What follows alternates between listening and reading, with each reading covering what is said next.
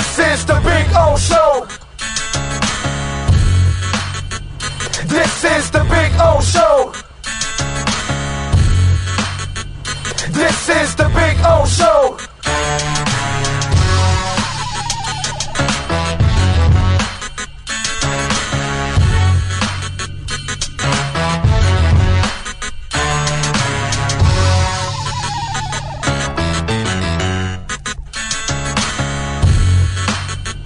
This is the Big O Show.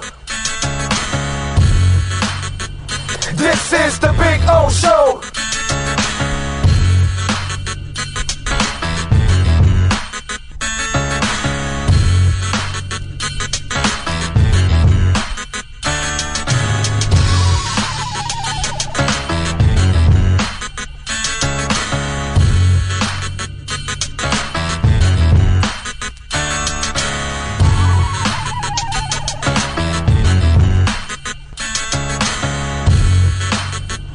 This is the Big O Show. This is the Big O Show. This is the Big O Show. This is...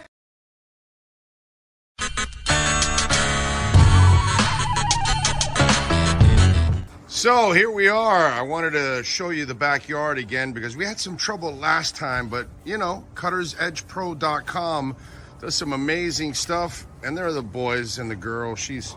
They're having fun. There we go. Right, Maiden? Right, Bono? There we go. They're having fun. I'm having fun. Look at our Sylvester palm. It is beautiful. We got another one in the front yard like that. You can take your home and landscaping to the next level.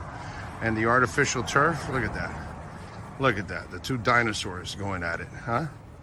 Look at that, I gotta love the dinosaurs. Look at them, they like to bite each other's legs. That's what they do, they play with each other and then they bite each other and they piss each other off. It's fun. One is Bono, which is the one farther away from you, and Maiden, she's the girl right here. She's a badass, that's for sure. So anyway, see the flowers are coming out. Very nice. Cuttersedgepro.com, folks. This big tree there will start budding that I'm showing you there soon. It'll have all kinds of flowers. I'll post another video and I'll show it to you. This is a backyard where everybody gets to hang out. Over there in the corner there, I put the barbecue and cook. So that way it's the farthest away from the house, you know. If I light myself on fire or somebody else, we're out in the corner away from everybody. There you go, so you can get some flowers coming out, which is a beautiful thing. And I swear by this artificial turf, it always looks phenomenal. I don't have to cut it. I don't have to water it. And so I'm saving a lot of money, hundreds and thousands in the long run, because I'm not watering or, of course, cutting the grass. And you know, here in South Florida, we cut the grass like every 10 to 14 days.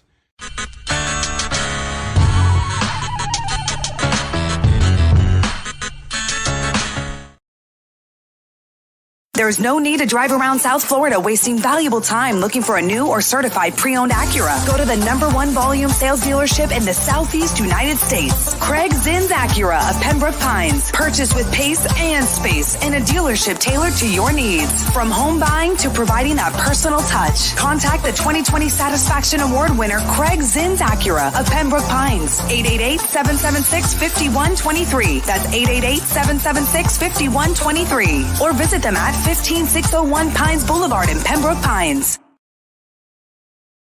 With more than 62 years of litigation experience handling insurance disputes, Welton Rayom is committed to resolving even the toughest insurance claims quickly. At Welton Rayom, they don't get paid unless you win. They handle complex personal injury claims caused by the fault of another in both state and federal courts. They handle auto, trucking, motorcycle, slip and fall, and bicycle accidents.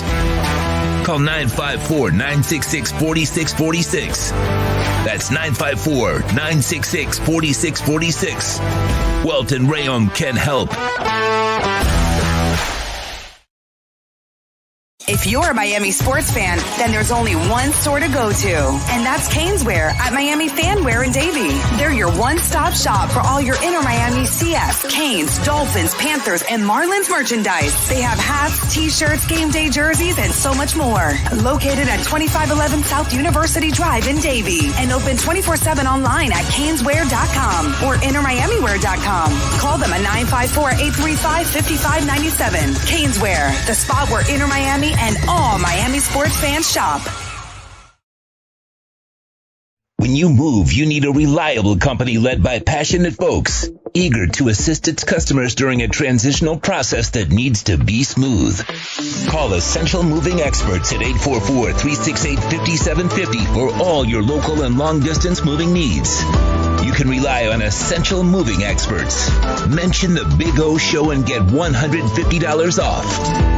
Family owned and operated, they offer free 30-day storage, full service moving, fully licensed, bonded, and insured. Moving was never so easy. EssentialMovingExperts.com.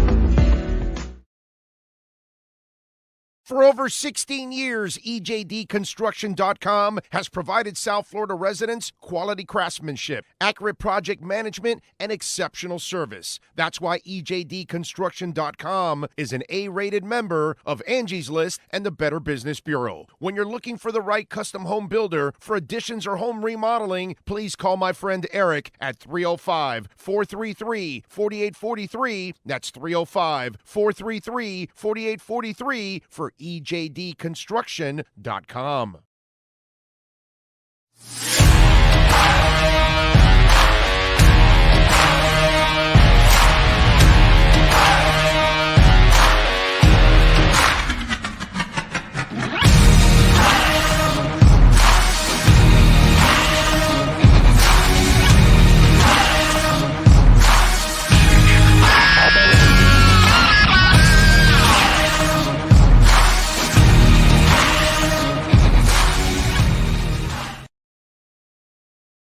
The viewpoint, statements, or beliefs expressed on the following program by the host, guests, or callers are not necessarily the opinions of FantasyXS.com, Media Group Inc., ownership, management, sponsors, or website.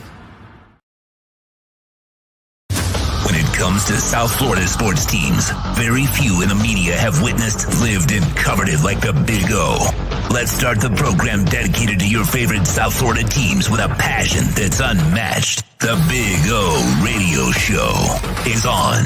Here's the Big O.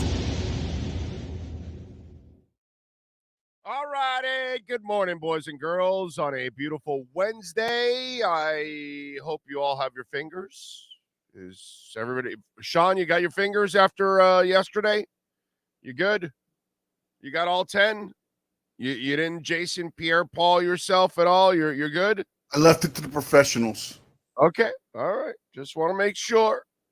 So I just hope everybody woke up today with all their fingers and, you know, everything's kosher and we're all good. We're ready to, you know, move on with our lives and use our 10 digits. So it's very, very important to keep your 10 digits. Remember, light and run. Don't hold on to it now. Okay? You know, that's not the smart thing to do. Anyway, so we got some stuff to talk about today. We got a couple of guests joining us. Manny Navarro will stop by at 10:30. Good news for the Canes. We'll talk about that. Matt Verderam, regular visit on Wednesday.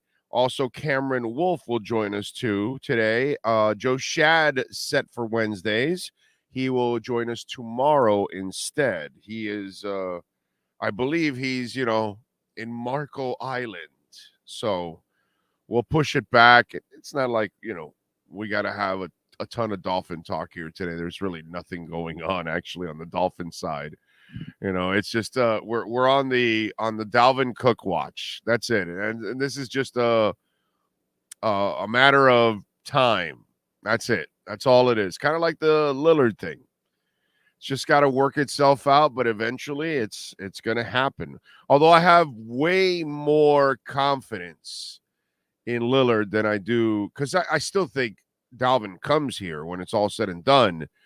But, I mean, there's a chance somebody gets an injury if he holds out to training camp or whatever, and then, you know, they desperately have to pay him.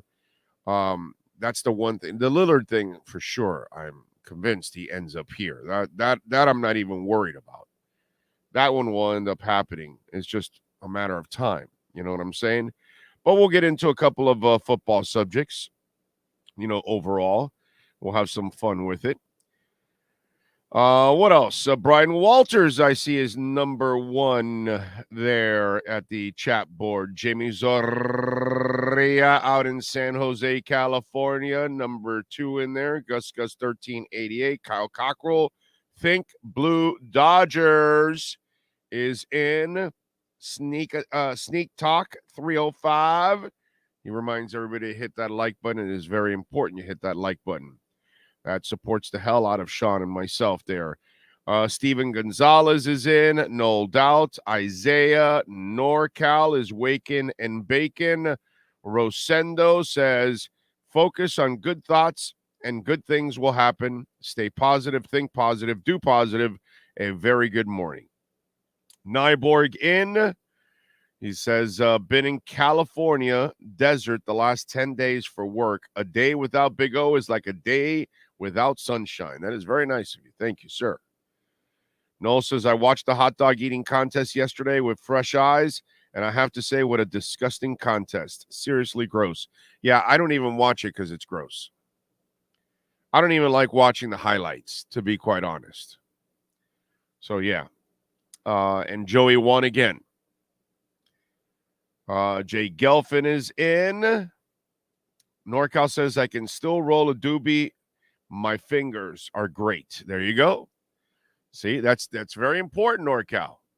You can't go Jason Pierre-Pauling your ass because then you won't be able to roll. So you got to be able to roll here. You can't Jason Pierre-Paul yourself. Giovanni also has both eyes and all 10 toes. So you're lighting up fireworks with your toes, Giovanni? That's talent. Alexis Palenzuela is in. And Brian Landis is in. Lenny Pena. Tech Vlog Montoya says, Big O, a big shout out from Doral. Miami is my city, born and raised. I'm all in Miami fan. Question is a matter of fact of Damian. Are we getting Damian Lillard? Can't wait. We will. It's just a matter of finding the third and fourth teams. Third or fourth, because there might be 4 involved. It's just a matter of getting all of that involved and everybody gets what they want and then we'll all move on.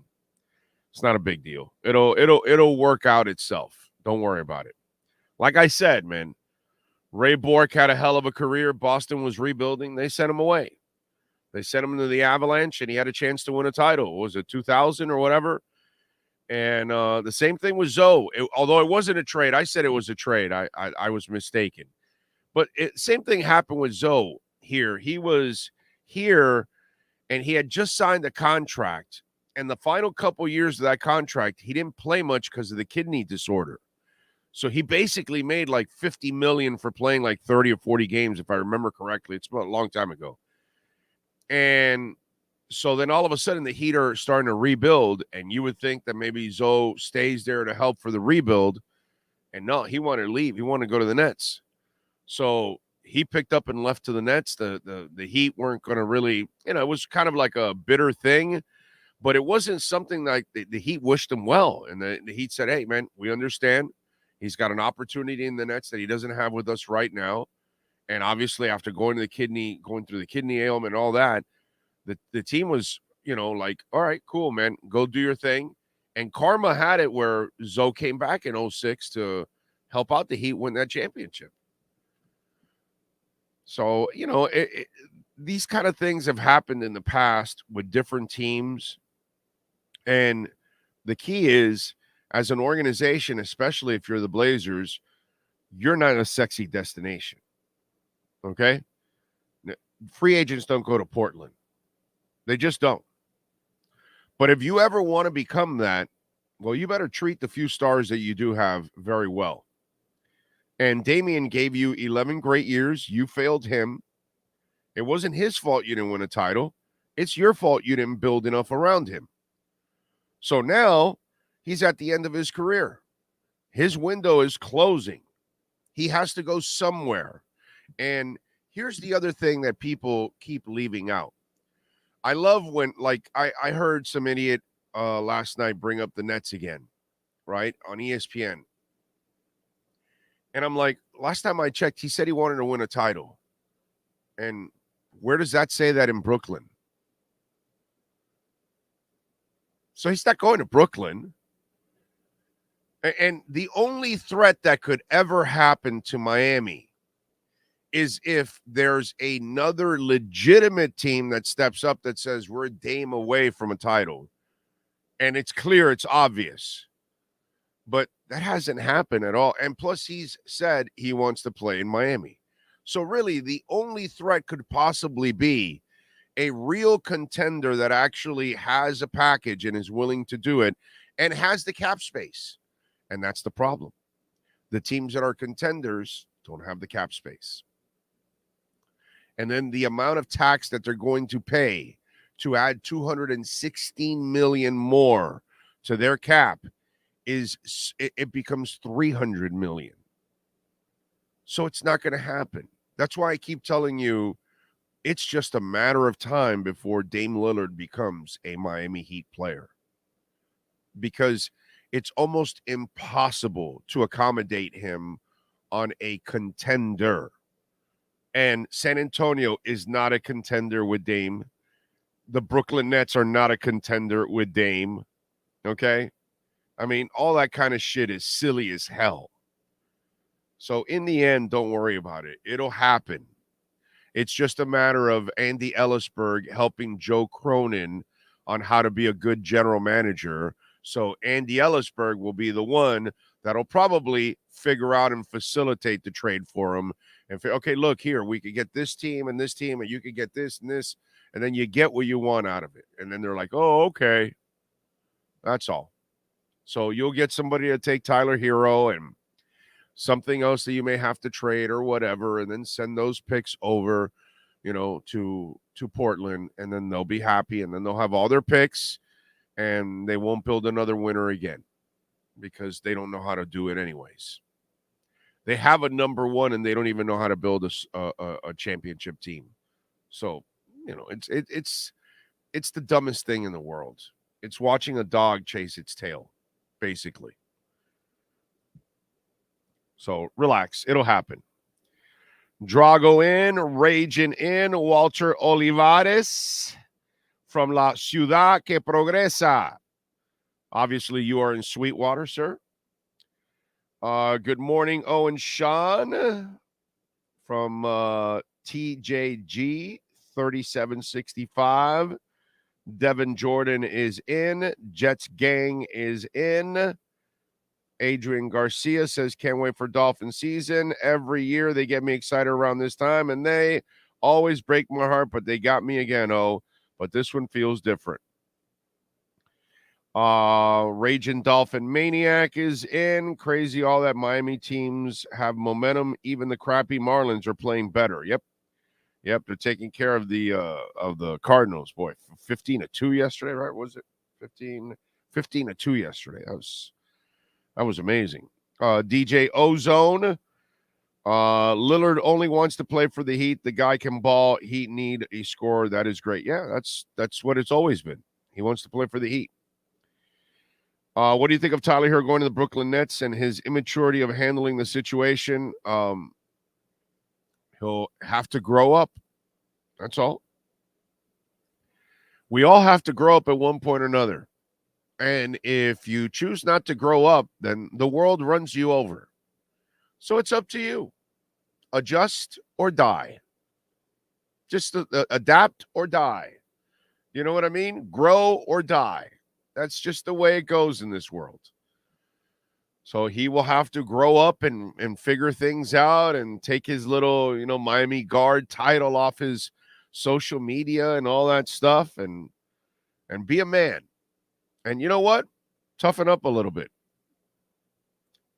Maybe if you would have actually stayed on the court, maybe they don't trade you. But you're very tradable. So it is what it is. Now what you have to do is wherever you end up, make yourself even more valuable. But if you're not going to be consistent and you can't stay on the court, well, then these are the things that happen to you.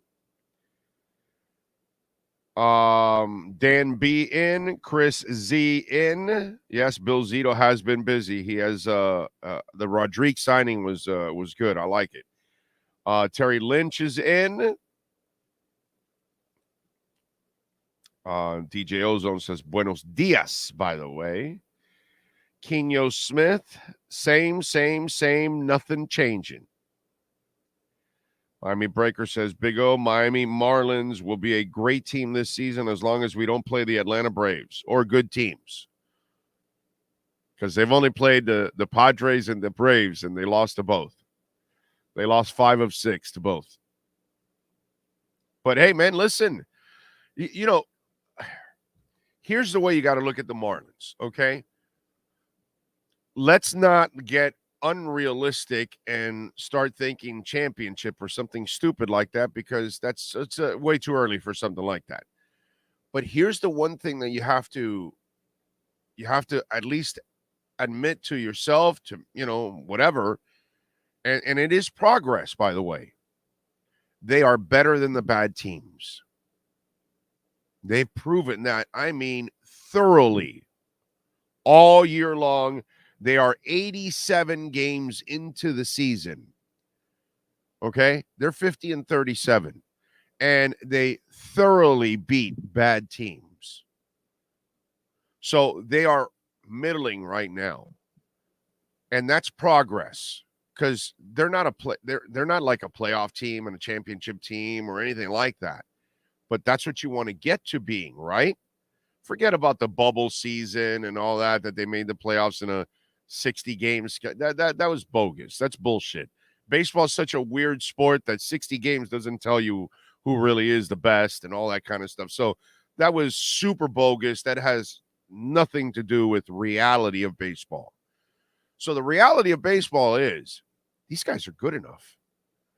So now the question is, can you be good enough to stay in this race and be a playoff team? Because now at the end of the month, some teams that are borderline and fighting with you are going to make some moves to try to improve. Will the Marlins do the same thing and try to keep up? Or by them spending money, does that leapfrog them and then they drop out of the race? Or does Miami have enough talent to hang in there and hang on to one of these wild card spots? So it's a nice measuring stick. If you think about it, this is huge progress for the Marlins, because they are getting better. They are better as an organization. Okay? Hell, they're better than most of us thought they would be even this season. I mean, 15 runs, dude. I really thought that they would struggle to score runs this year, and they've done a pretty good job. Now, again, they feast on the bad teams, but you're supposed to win those games. Okay? So they're doing it. So it's actually a really good season for the Marlins. It's actually progress now, and we're now going to find out how dedicated ownership is, because that's what's going to happen over the next couple of years. Okay? So you're middling. They've been middling for years. For years, they would end up in the 75, 80, 82, 85 game range. They did that a lot under Loria, and they missed the playoffs all the time. So the question is, are you going to spend? Are you going to improve the team? Are you going to keep players around? So when these contracts start to, not expire, but they start to, what's that? When you start to lose those first 6 years or whatever, that control of the young player, and then all of a sudden arbitration kicks in and new contracts and all that, and salaries start to climb, that's when we're going to have our test for Bruce Sherman. But the good thing is Kim Eng and her staff are loading the team up with talent. So guys, and you're making it happen that, okay, they didn't have as many bats coming through the system, so they traded some arms and they brought a raise in. That's what you want to do. Offset it that way. But you're going to have to re-sign a raise. At one point or another, you're going to have to pay the piper. And so this is the exciting part about the Marlins now. And you're going to be able to really sell yourself out to the Marlins and your emotions and everything if you start seeing the owner spend. If you start seeing the owner re-sign his guys.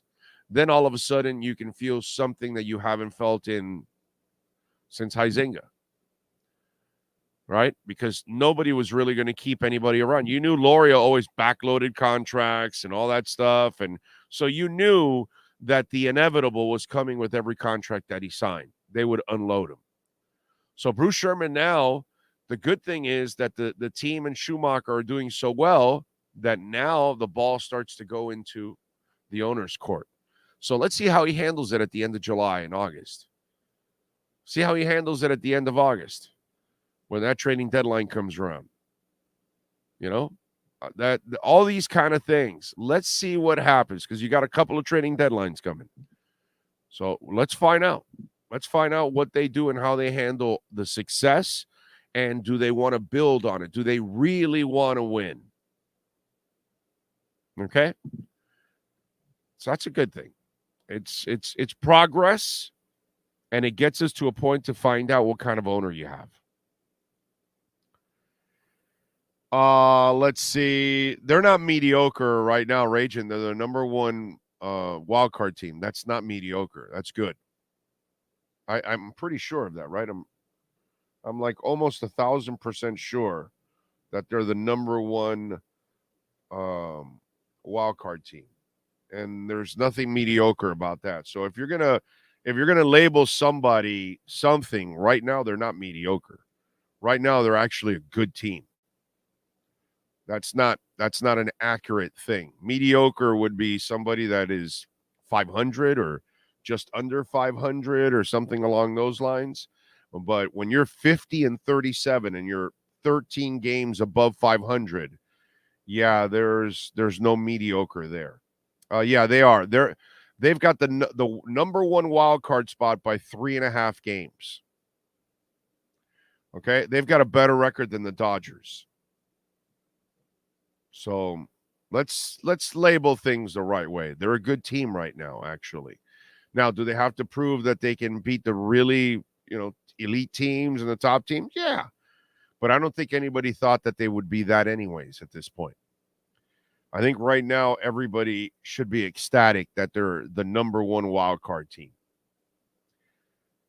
So nothing mediocre about that. Bruce Sherman will pull the same crap as past owners and trade his best players because he only wants revenue money. Well, Brooklyn Rob, that's the beauty of all of this. We're now going to find out.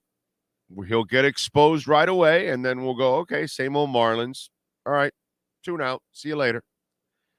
And that's what I'm waiting for. You're not going to get me to really get attached to these players. I didn't get really attached to Ozuna and Jose Fernandez. Even though I would watch Jose every 5 days, I never got attached to any of these players, Yelich and all that, because I never thought that they would stick around. And so that's my only problem. Until I see an owner that is going to keep people around, then I'm not going to invest my emotions in the Marlins anymore. You know what I mean? I'll watch it and all that, but I'm not going to, oh my God, hang on to my seat and really care for this team until you show me you care about actually winning and keeping players around and all those kind of things. So that's what I like about all of this. This now will fast track it and put Sherman on the spot. GP Trap is checking in from Tallahassee. Based on the theory Dame wants to play in red, black, and white, we have Chicago, Toronto, and Houston to compete with. With those options and a desire to win, Dame only has one option, Heat. Exactly. None of those teams are championship teams. So it doesn't really matter. That's the beauty of all of that. Let's see. Ignacio says, I just hope they start locking up these young players long-term like the Braves have done. Well, if they don't do that, then we know they're not for real.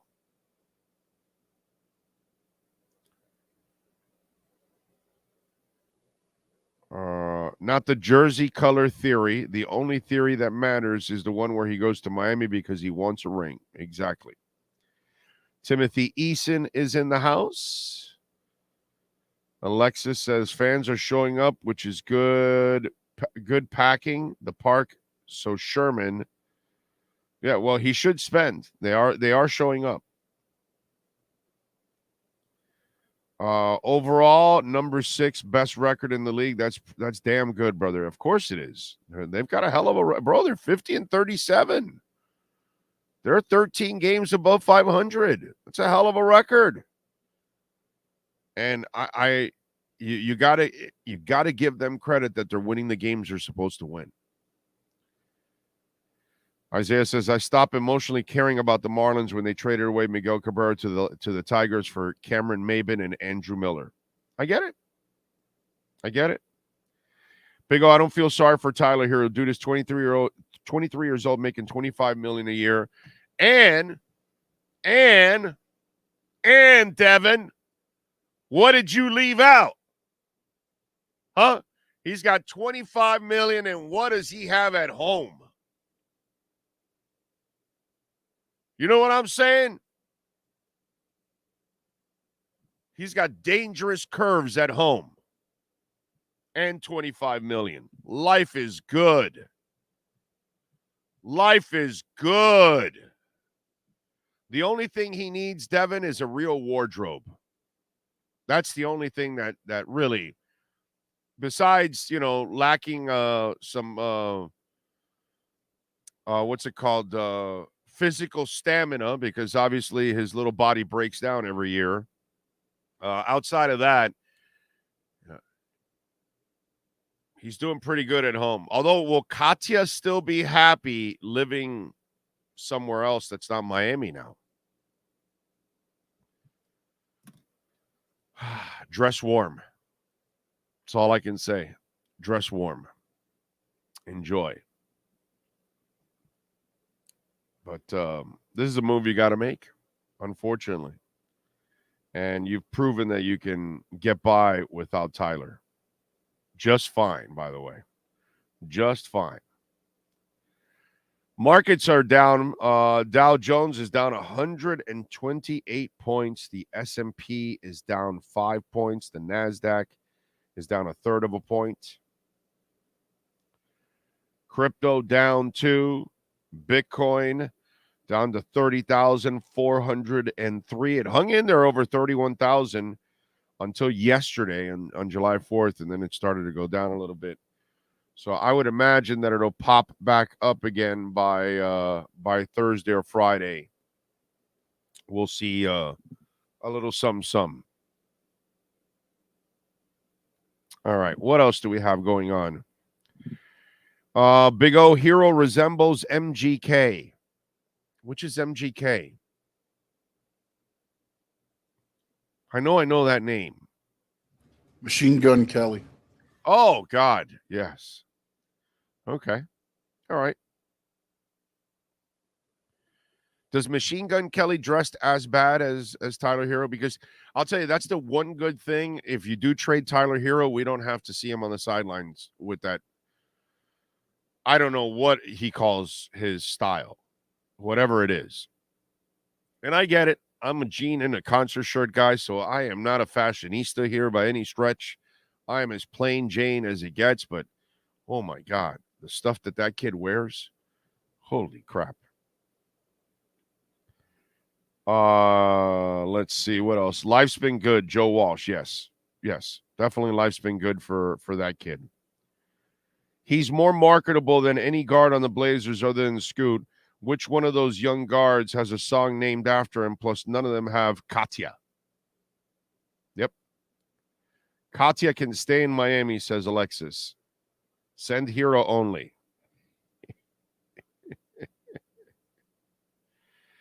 Where is the Tyreek Hill video at? Filthy Cat, I have no idea. And I am absolutely shocked that there hasn't been a release of that video by TMZ or something else. I'm absolutely that tells me that like I said before, the owner must be so old school that he doesn't give in to the new school ways. You know what I'm saying? So that's the odd part, man. You know, it's impressive. Impressive that they've hung in there. By the way, Manny Navarro will join us here at 10:30. At 11, we'll talk to Matt Verderam. At 11:45, we will talk to Cameron Wolf. All right. Joe Shad will join us tomorrow, normally on Wednesdays, but he's out on the West Coast. So we figured, finish out enjoying your vacation, and we'll catch up to him. He'll be in town tomorrow, so we'll talk to him tomorrow. It's with Cam today, we're good with at least one Dolphins report. It's not like really there's much going on, to be quite honest. Do want to remind you, Welton Realm, proud sponsors, folks. Listen, we got the rainy season going on, so every day you're going to get rain. We're going to have some storms at times. We're going to have maybe, some stuff coming out from the tropics. I hope nothing serious, but if you do suffer some damage, you have water damage, maybe a busted pipe in a condo, and the condo next door busted pipe and it went into your walls and it started to create problems for you, folks, do not call those insurance companies.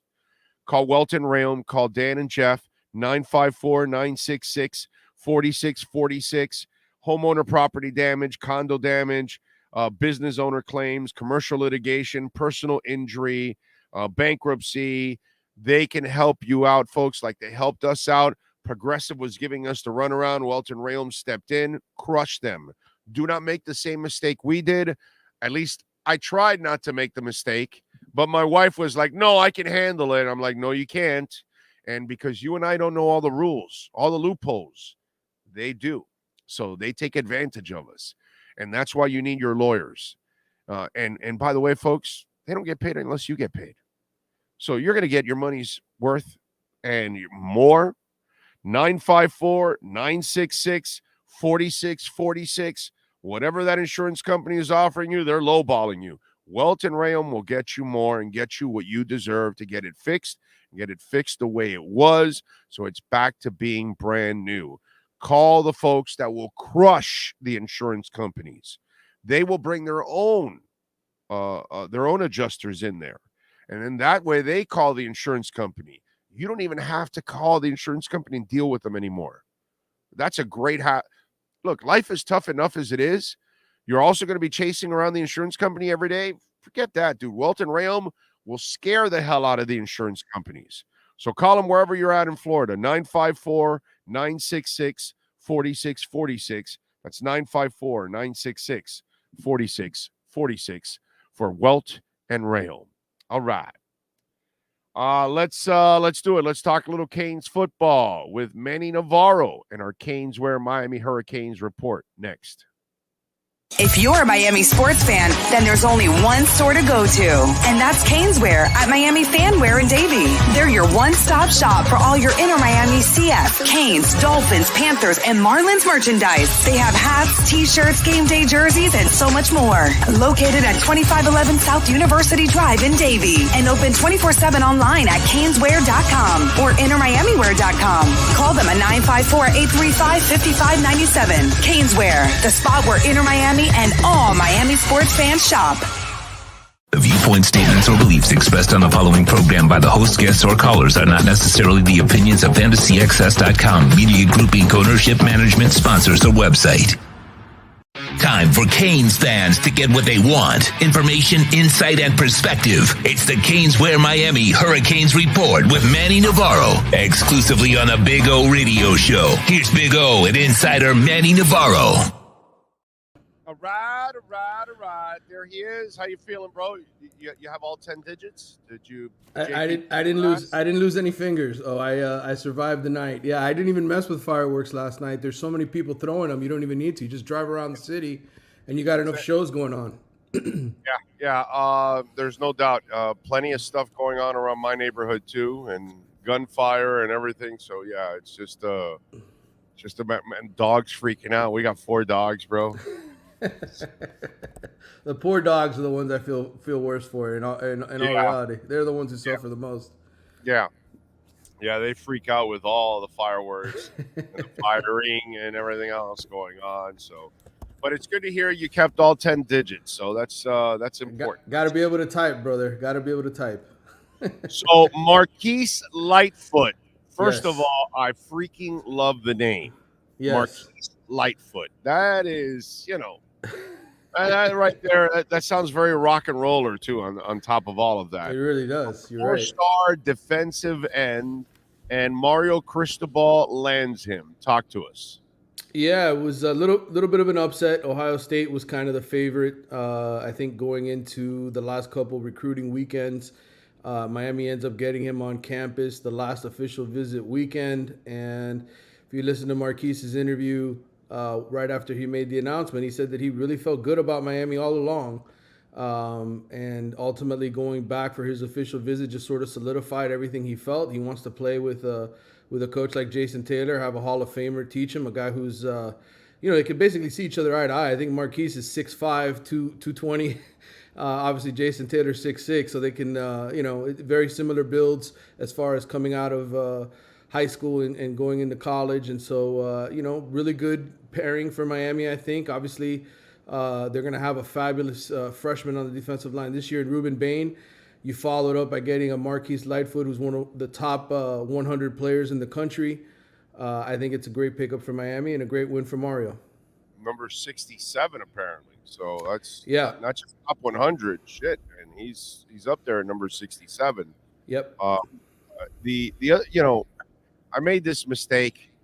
I was cruising through YouTube. I do every day and check out news and all kinds of different things, sports, crypto, whatever. And so I run into some Kane's website or something. Some guy and he's ranting and raving about how Mario isn't getting enough 4 and 5 stars and this and that. And I wonder sometimes, do people live in fantasy land constantly? Because I don't think what people understand is that kids and their parents or their guardians first have to see a program succeed, and succeed by winning, succeed by their players advancing to the NFL, like they're doing in Alabama and Georgia and Ohio State and some of these other schools. And Florida State might be a step ahead of Miami right now. And so that's really for the people that think Mario's going to land a whole bunch of 4 and 5 stars all at once.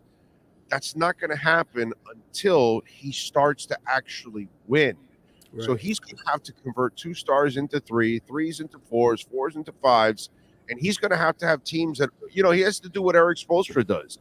Even if he doesn't have a championship team, he has to find a way to overachieve with that team to make it look so good that everybody else wants to join you and be a part of that and build on that. Same thing Larinaga has done. Larinaga has had success, and the success breeds more success and breeds more talent coming in. And we're at a point where they haven't gotten that factory going yet again. And I don't think people think it's a fucking switch, dude.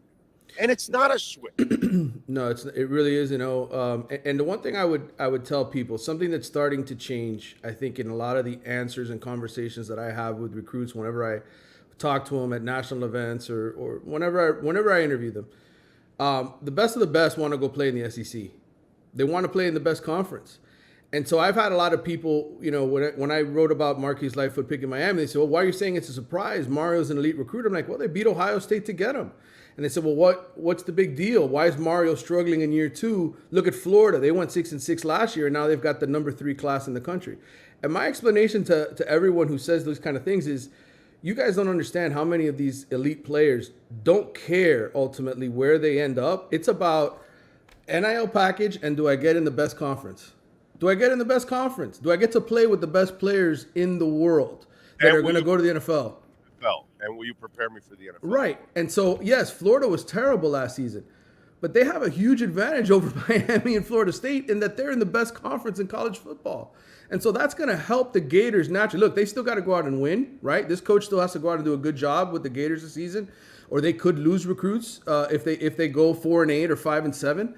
But I think the general point is, I think people don't realize everything that plays in factors now. And Miami's, it's been 20 years since they were relevant. I mean, they had one 10-win season in the last 20 years. And most of these kids do not associate Miami with championships. They associate them with history. That's it.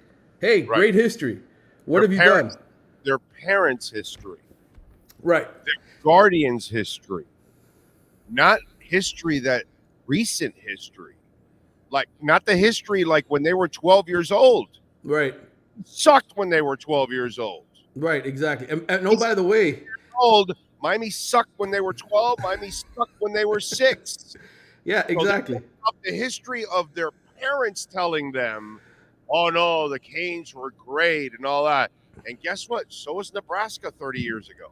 Mm-hmm. Yeah, absolutely. And that's kind of the problem here. And that's why it's frustrating. You know, look, I get it, dude. I'm the first guy to tell you, Mario owns the worst season I've ever seen for a Hurricanes team last year. But at the same time, I'm the first guy to tell you, bro, you got to give Mario. I'm not going to start judging him until years 3 and 4. That's when I expect him to start really turning the corner. I'm not even expecting much this season from the man, unfortunately, because you got to get through the stage of winning first. So then people believe that you're okay. You got it going. Okay. All right. I could go there now. You know, okay. You got the resources. You're winning. You're going to send me to the NFL. I'm going to get a great NIL deal. Okay. I've got all of that. They don't have that yet, bro. And it's just, and I get it, man. It's 20 years of sucking. So you don't have any patience to wait for the build. And that's kind of what's going on too.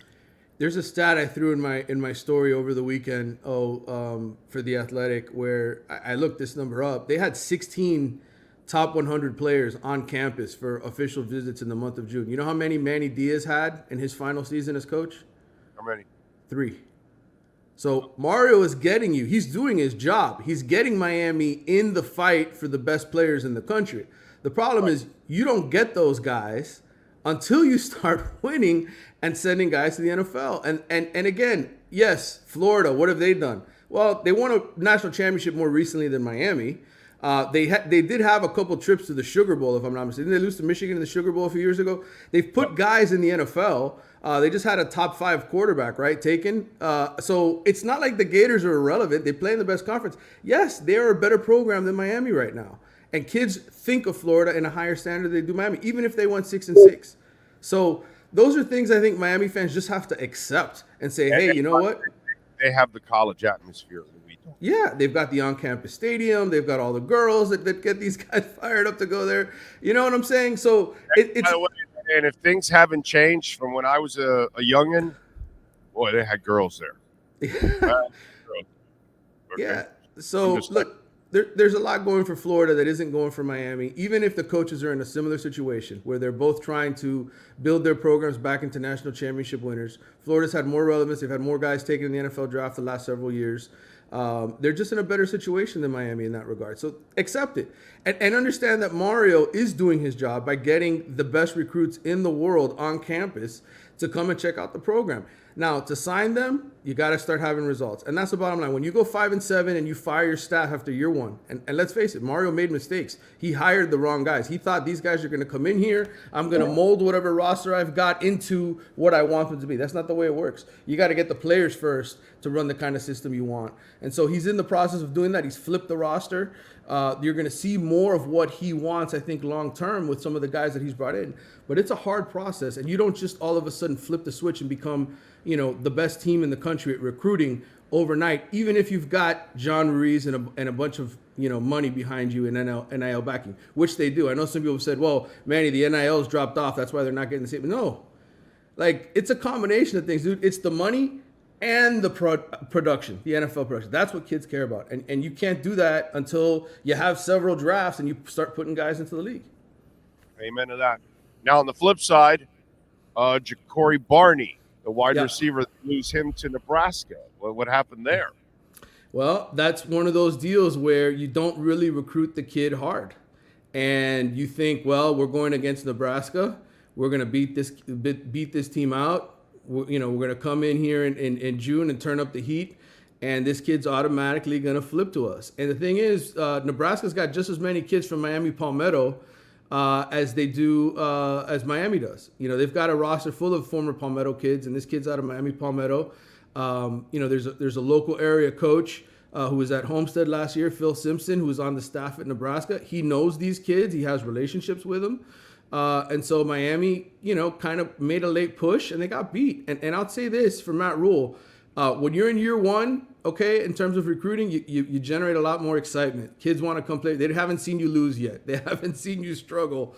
So it's a little bit different in that regard too. That brand new factor when you're a new head coach, you usually do better in your first year recruiting than you do after your second when you've got results and struggles to show for it. So I think in this regard, Matt Rule, just happened to do a better job recruiting this kid for several months than Miami did, and that's what happened. All right. What else is on the Miami horizon right now as we wait for training camp? Well, obviously, you're waiting on some more kids to make decisions. Hopefully, Miami, they're going to have a barbecue at the end of July where they're going to have a bunch of kids sort of coming back on campus, kids that they're after, they're hoping to land. Are you invited? I am not invited. No media is invited to come. We could stand out there. Gabby Urrutia from 247 and we like barbecue, dude. Come on. I love barbecue too, brother. But no media allowed for these events.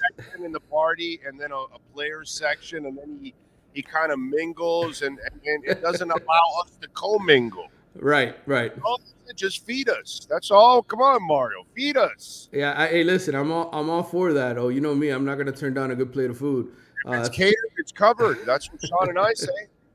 Well, they're gonna have that little event at the end of July. We're gonna get close to the start of training camp here soon. I think we're gonna start to see some guys who've been dropped from the roster probably make those announcements that they're no longer on scholarship in Miami or they're no longer playing for the program. So we'll start to see that news sort of trickle out. You got to get to 85 by the time camp starts. So I think that'll be some of the news developments that happen here. But really, I mean, this is all about, again, improving the class little by little. I think the kid that Miami really, really wants to get into this class is Kamarion Franklin, the defensive lineman out of Mississippi. He's another top 100, actually a top 50 player in the country right now. He's been to Miami 4 times. He's coming back for that barbecue, a 5th trip. And defensive line is a huge position of need. He's 6'5", 265, but he's one of those kids that has the large frame that you can definitely get over 300, put some really good weight on him, and all of a sudden he's ready to replace a Leonard Taylor in the middle of your defense in a year or two. So I think to me, that's kind of the key recruit for them. JoJo Trader from Hollywood Chaminade, the wide receiver, the 5-star.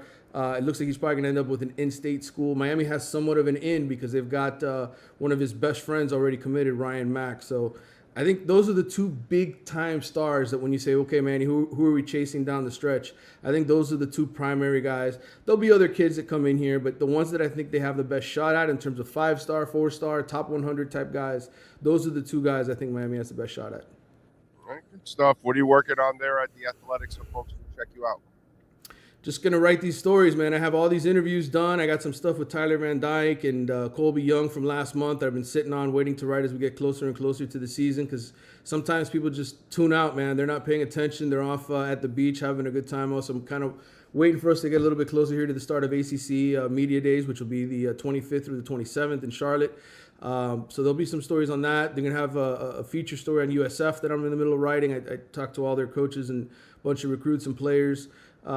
Just kind of where they're at as a program because, everybody else has kind of left them in the dust, right? USF was number 2 in the country about 15 years ago, and now they're on the outside looking in. Everybody else is in a Power 5 conference in terms of the big teams in the state of Florida, including UCF, and they're kind of struggling to get things together there. So, but there's progress. There'll be a story in USF, and then Davi Belfort, whose father is Vitor Belfort, the MMA fighter. He's going to Virginia Tech. I sat down with him. I did a long interview with him, and he's got coached by some.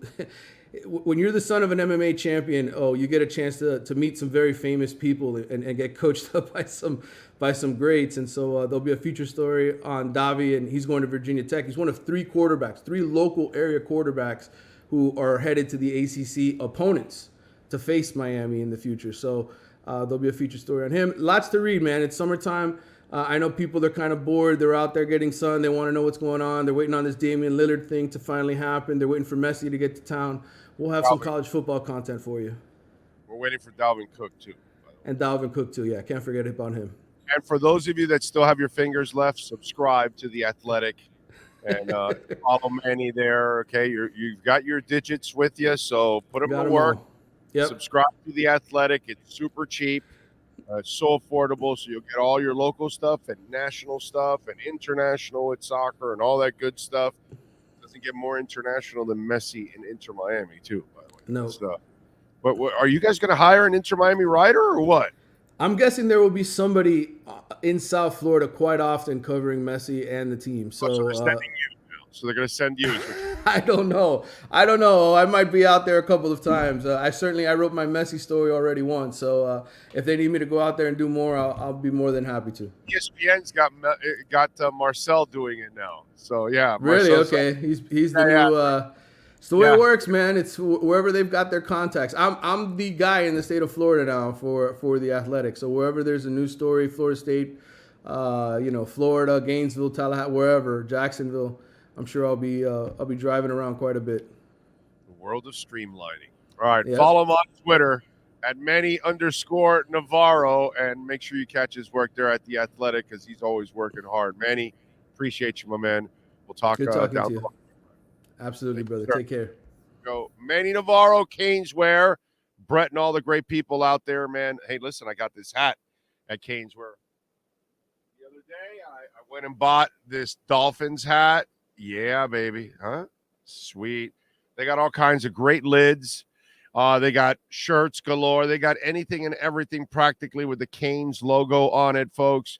So go to Caneswear, 2511 South University Drive in Davie. If you can't get there, you can go online at caneswear.com. They've got everything practically that's in the store online. And if you order over $99, you will get free shipping. Sneakers and sandals and jerseys and all. They got all kinds of stuff for your bar, lights, and all kinds of crazy stuff. So if you want a man cave and you want to dress it up, or your bar and you want to dress it up, or maybe at your office and you got some stuff you want to buy some memorabilia and kind of build up, your office, Caneswear. They got so many different things, and it'll get delivered right away to your home. So check it out. Go to caneswear.com. And, of course, tell them that Big O sent you. If you're a Miami sports fan, then there's only one store to go to, and that's Caneswear at Miami Fanwear in Davie. They're your one-stop shop for all your inner Miami CF, Canes, Dolphins, Panthers, and Marlins merchandise. They have hats, t-shirts, game day jerseys, and so much more. Located at 2511 South University Drive in Davie, and open 24/7 online at caneswear.com or innermiamiwear.com. Call them at 954-835-5597. Caneswear, the spot where inner Miami and all Miami sports fans shop. All right. Thank you all out there as always. needs to move out of Coral Gables. Coral Gables is not a college U-town. Then build their own stadium, sell their interest in the sweet deal, lease ownership, or use it as a satellite campus. Yeah, that's fantasy, my brother.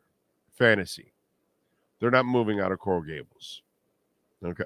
That's not happening. So that's end of story. That's not even feasible. All they continue to do is build there in Coral Gables.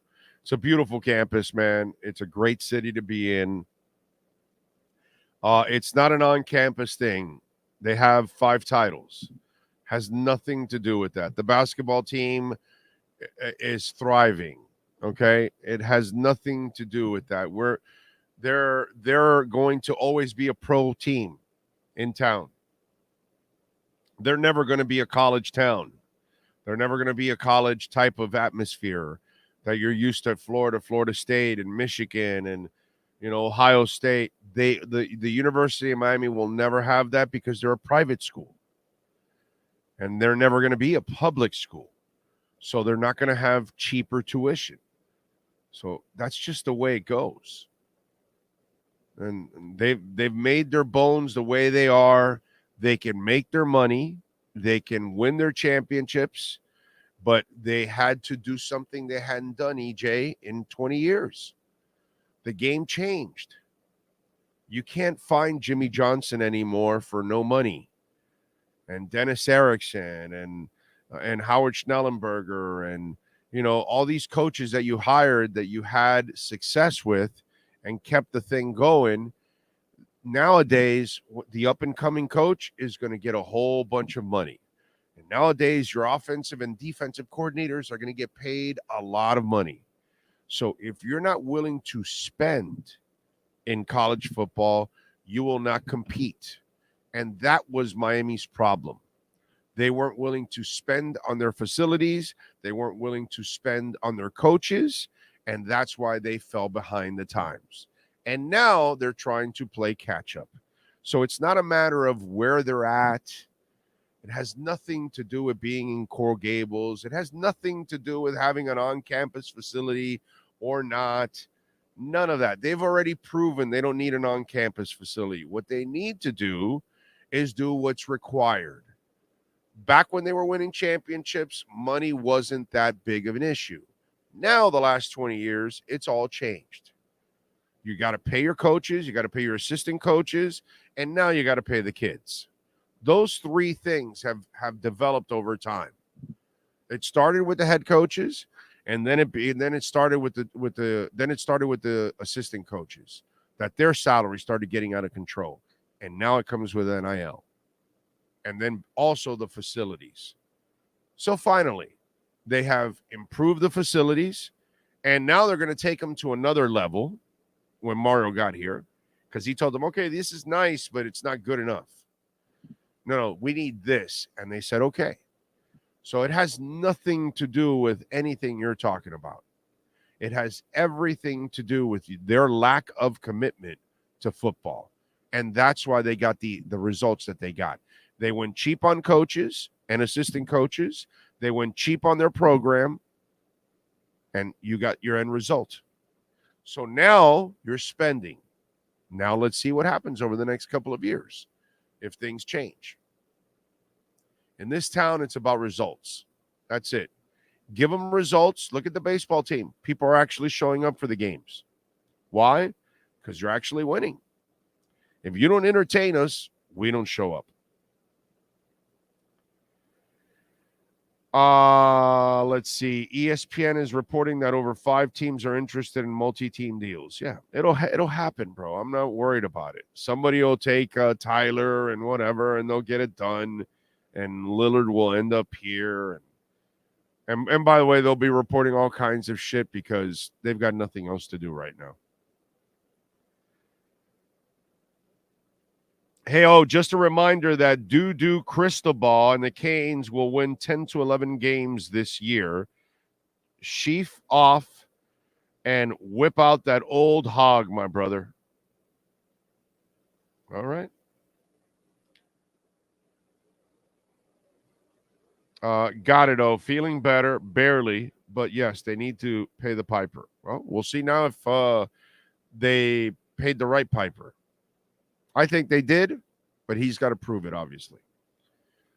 The only way to get space is to buy out homes, and their homes are multi-million. Yeah, no, it's not, none of that is going to ever happen, dude. That's Coral Gables.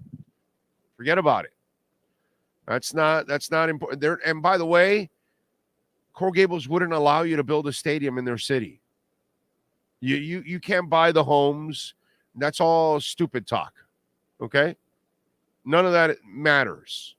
You know, Danny Cannell once, and I like Danny Cannell a lot personally, but one time he said something really, really dumb on ESPN. It was a 2-part thing.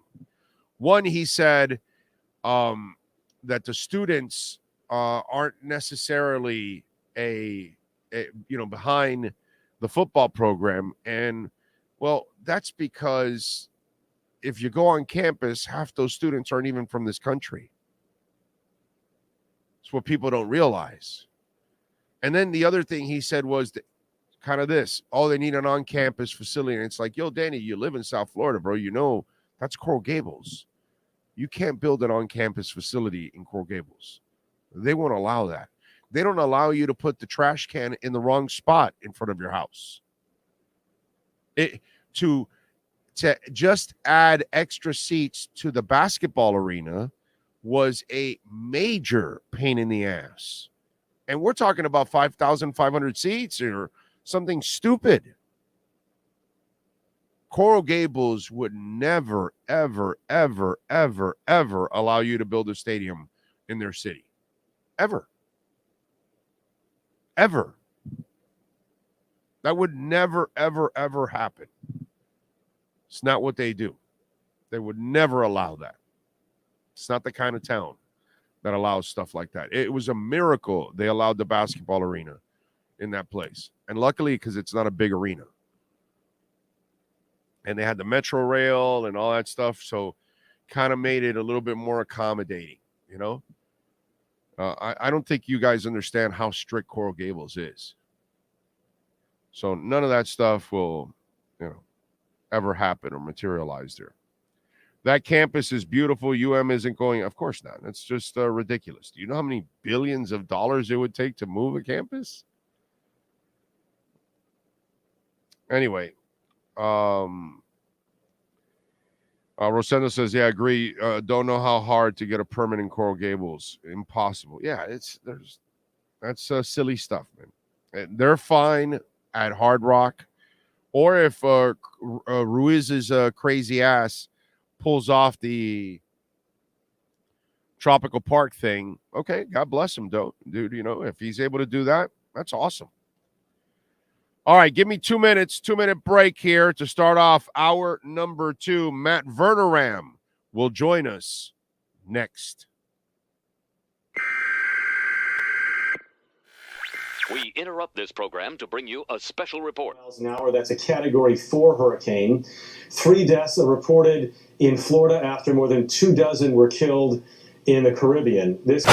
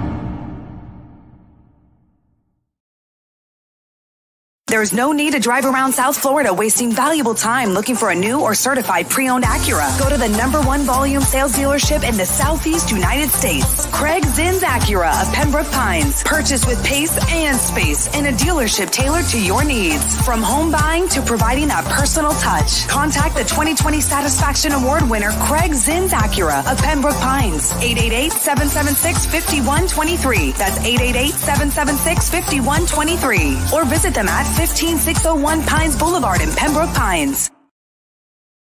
The viewpoint, statements, or beliefs expressed on the following program by the host, guests, or callers are not necessarily the opinions of FantasyXS.com, Media Group Inc. ownership, management, sponsors, or website.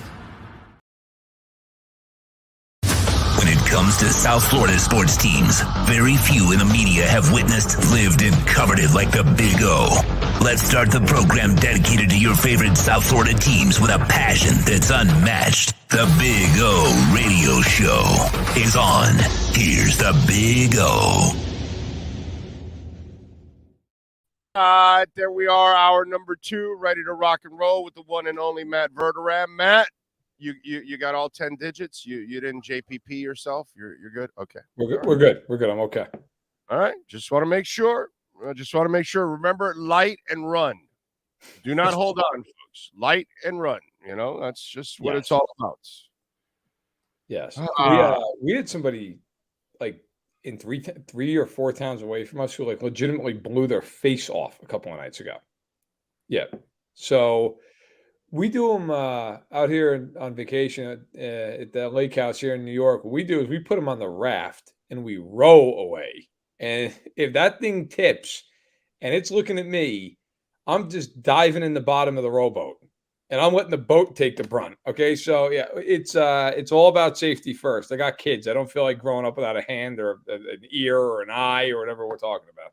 Amen to that, dude. Tell me about it. All right, so let me ask you something. I saw this story, and I kind of have been talking about this for a couple months now, that I think things will change down the line eventually, because I think it's the inevitable thing. Everybody's time comes and goes. And so things haven't gone well for the Patriots lately. They're certainly not going to win this division again this year. They'll be lucky to be a 500 team this year. So I saw in Pro Football Talk that, that tensions are rising in New England. And I've talked about this in months past, that if Belichick continues down this path where he doesn't really produce much in the next year or two, I can actually see him coming even back in a hot seat 2 years from now. If this season ends up with no playoffs again and not looking good, and you don't have a quarterback because neither one of those guys looks like the guy. And right now it seems like they're falling behind all 3 teams, in the AFC East. Yeah. So do you believe there's any tension, or do you believe tension will build? Oh, I'm sure there's tension. And I'm sure tension will build, because look, it's one thing if you don't necessarily get along with each other. Belichick and Kraft, I don't think I paint them as adversaries, but I think there's a little bit there, and that's natural. Look, they've been together for almost 25 years. I mean, I don't care who you are. 25 years, you're going to have your ups, you're going to have your downs. And I think with them, it's one thing when you're winning, you can bury a lot of that stuff. The other part of this is Robert Kraft, how much longer is he going to own that team before he really kind of turns over control of it to his son, Jonathan?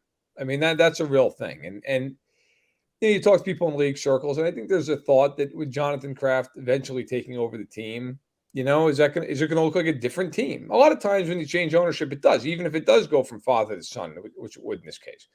I think with Belichick, they won for 20 straight years. And so you can go, okay, you know what? Maybe there's some tension here or there, but who cares, right? We're winning and we're raising banners. There's a different feeling to that when you're not raising banners and you're not even close. You're going 8-9 and 9-8, and you go in a playoff game in Buffalo, and they got crushed in that game. I mean, they could have given up 60 points if Buffalo wanted to put it on them that night. So I think you're right. I mean, it's an interesting point where you look at the division.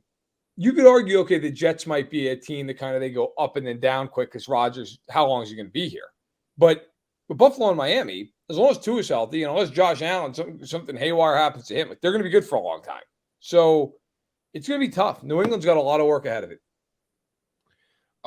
You look at the Josh Allen situation, and the news story is that the media has blown the Diggs situation out of proportion.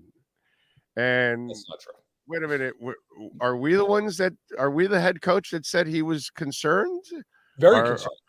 Very concerned. And are we the ones that were in the middle of the whole Josh Allen and Diggs thing going back and forth?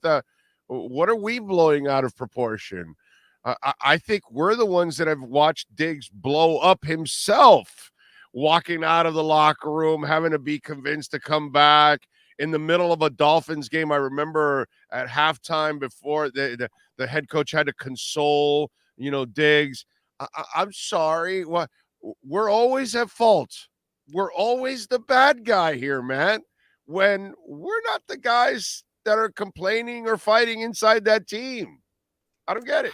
It's a lot easier to just point to the horde of media outside the building and go, so it's those guys. It's those guys. And listen, I will say this. Sometimes things absolutely get blown up in the media. And Sure. you get a media member or two who just want to have a headline and a click, and they go way too far. Fine, that's fair. That happens. That happens a lot. Yeah. In this case, Sean McDermott was asked a very simple question. It wasn't leading. It wasn't like over the line. It was just, hey, how do you feel about this thing going on with Stephon Diggs now? And his exact quote, I believe, was very concerned. Very concerned. Yeah. Come on. Like, you can't then turn around and sit there and say, oh, it's you guys. No, it's you. You were the one who told everybody you're very concerned. And by the way, the lasting image we had of the Bills last season was Stephon Diggs yelling at Josh Allen. Okay? Right. Like, he didn't show up to a mandatory practice. Like, it matters. I'm sorry. They are, of all the teams in the AFC that matter. I mean, I'm not talking about some team like it's going to go 4-13. Of teams that you expect to matter this year, they are the one that I think, outside of taking injury into the equation, has the biggest ceiling and the lowest floor. They are just, it is a weird thing going on there. Like, I could see a scenario where they put it all together and they're great and they go 14-3 and they're the number one seed and all that stuff. I could also see a scenario with them where 3 weeks to go in the year, they're sitting there like 8-6 and you don't know if they're going to get in the playoffs. And there's been all kinds of obstacles in their way. They have just, it has not felt right. It didn't feel right at the end of last year. Even, I mean, putting aside, obviously, the DeMar Hamlin situation, but just even internal, like the team itself, it just didn't feel right. Now you're coming into this year with all this stuff. They're an older team. I don't know how Miller is going to be at 34 years old coming off a torn ACL. Like, you could make a compelling case that they're not going to make the playoffs in the AFC. I wouldn't go that far. I think they will make the playoffs as a wild card team. But you could make the case. It's not insane. Yeah, man, that would create insanity if they don't make the playoffs. They just extended Bean and McDermott through 2027. Yeah, that would definitely create some serious buzz. All right, on SI, you wrote the Dolphins have legitimate Super Bowl dreams. Yes. But it all depends on Tua. And so, not to give away the whole damn article because we don't want to do that, of course. We want you to go check it out. I retweeted it. Yeah, you know what? Let me retweet it again today. Retweet this thing, get it in there. So I just retweeted it again. So refresh it on the timeline. You could check it out there at Matt Verderam or at Big O Show.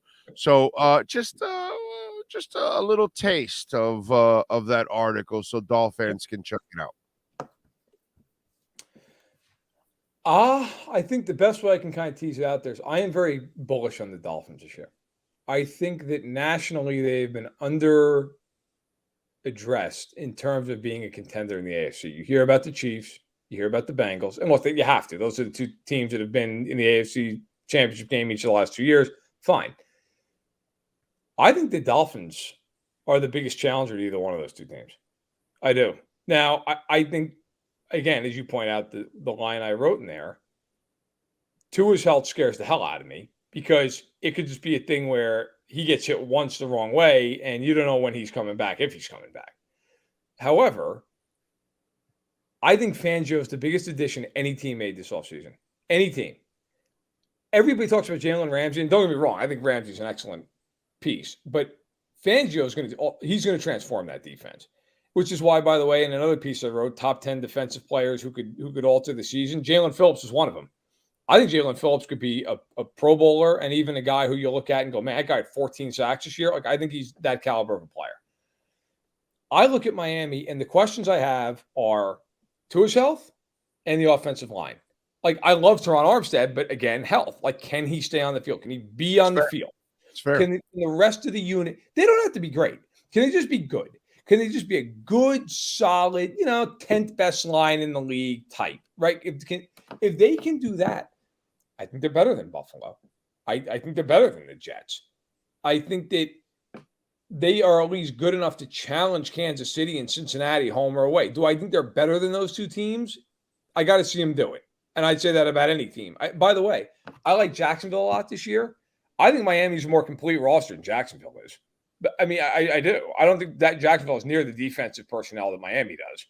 The question with Miami is, Miami secondary might be one of the best, if not the best, in the NFL. Yes, I totally agree with you. So I think Miami has the capability. Like if Miami played Cincinnati in a playoff game, I'll say one thing about the Dolphins. You just mentioned it. They could go in there and not be totally terrified of the perimeter players in Cincinnati. Right. They can play them. They can match up with them.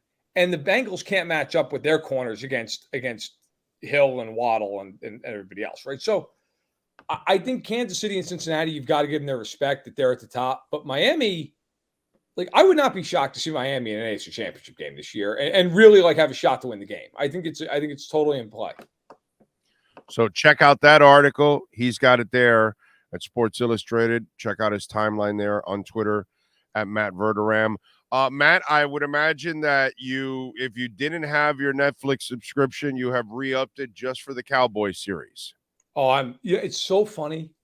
Somebody asked me, I have super follower capabilities on Twitter. So I do one every Friday with these super followers. And somebody asked me a couple weeks ago, apropos of nothing, they're like, what would be the series, like the Last Dance in the NBA? What would be the thing you'd want to see in the NFL? And I said the early 90s Cowboys would be unbelievable. And now they're doing it. So I'm glad I was on top of that one. I can't wait. That's going to be amazing. Yeah, but it's these Cowboys that they're doing, right? That's the problem, right? It's not past Cowboys, right? It's this Cowboys are they doing, right? Is it? Is that what it is? Early 90s Cowboys. Oh, it is? It's going to be early 90s? Yeah, it's going to be incredible. Oh, okay. All right. So that'll I'll be good. I'll check out while we're talking, but I'm like 99%.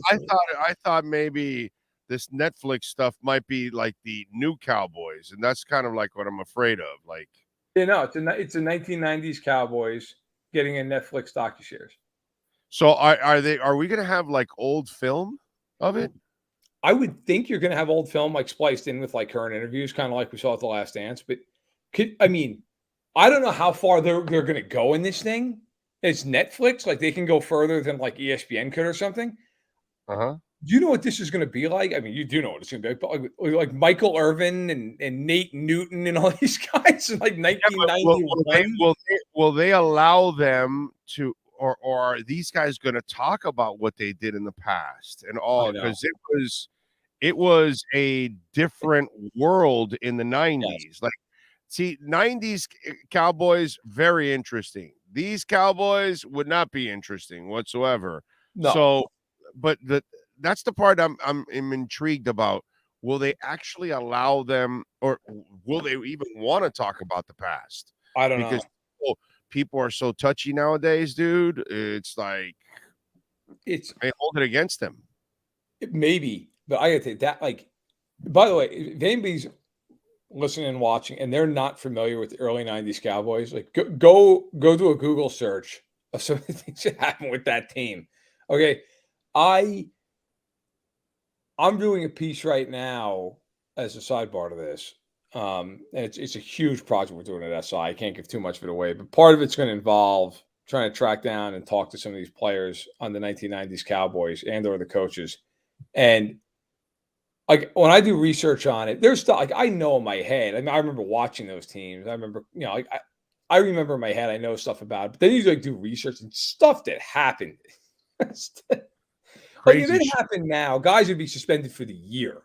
The guys White House, no, not just suspended for the year, but they would be, oh man, they would be treated like complete like aliens, dude. I mean, the White House is something that was like nobody's ever done shit like that. Like they had a house that was just for partying, and it was called the White House. Yeah, we're not talking about 1600 Pennsylvania. No. Different White House. Although, just like 1600 Pennsylvania, you could find cocaine there. That's right.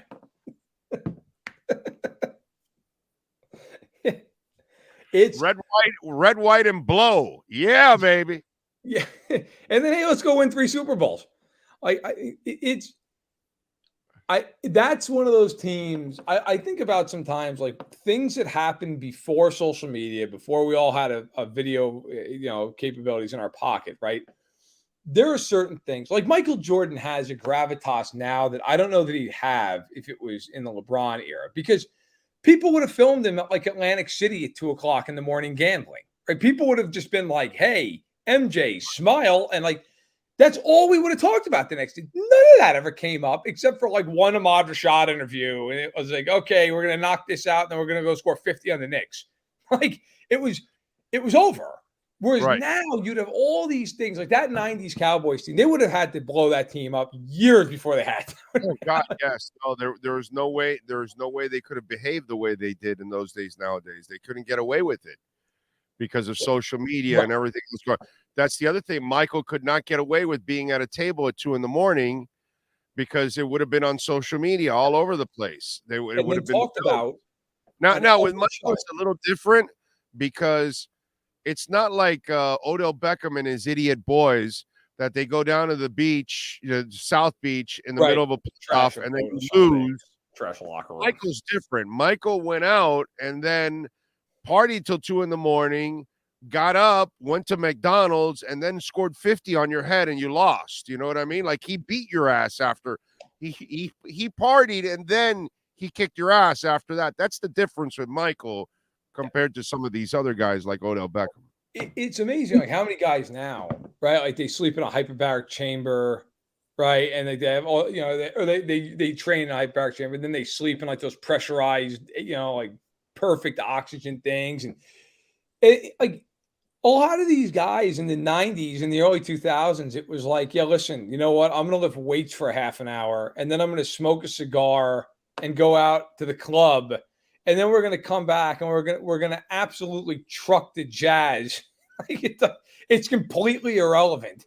Anything that happened before this is not. I mean, hell, look at now. It's even further back. Like, look at Joe Namath. All the stories of Joe Namath, where he'd show up to a game like hours late. He'd be barely getting dressed time for the anthem. Then go out and score 4 touchdowns. Oh, a sideline on a fur coat. You can't do that shit nowadays. Come on, bro. Fur coat and world. Sunglasses. I mean, right? Yeah, it's a different world. He's in the huddle and he's sticking chew in his mouth. And he's trying to call the plays, and they're all laughing because he's sticking chew in his mouth, and then that. Come on, bro, give me a break. What quarterback is practicing with a ball of chew in his mouth, man?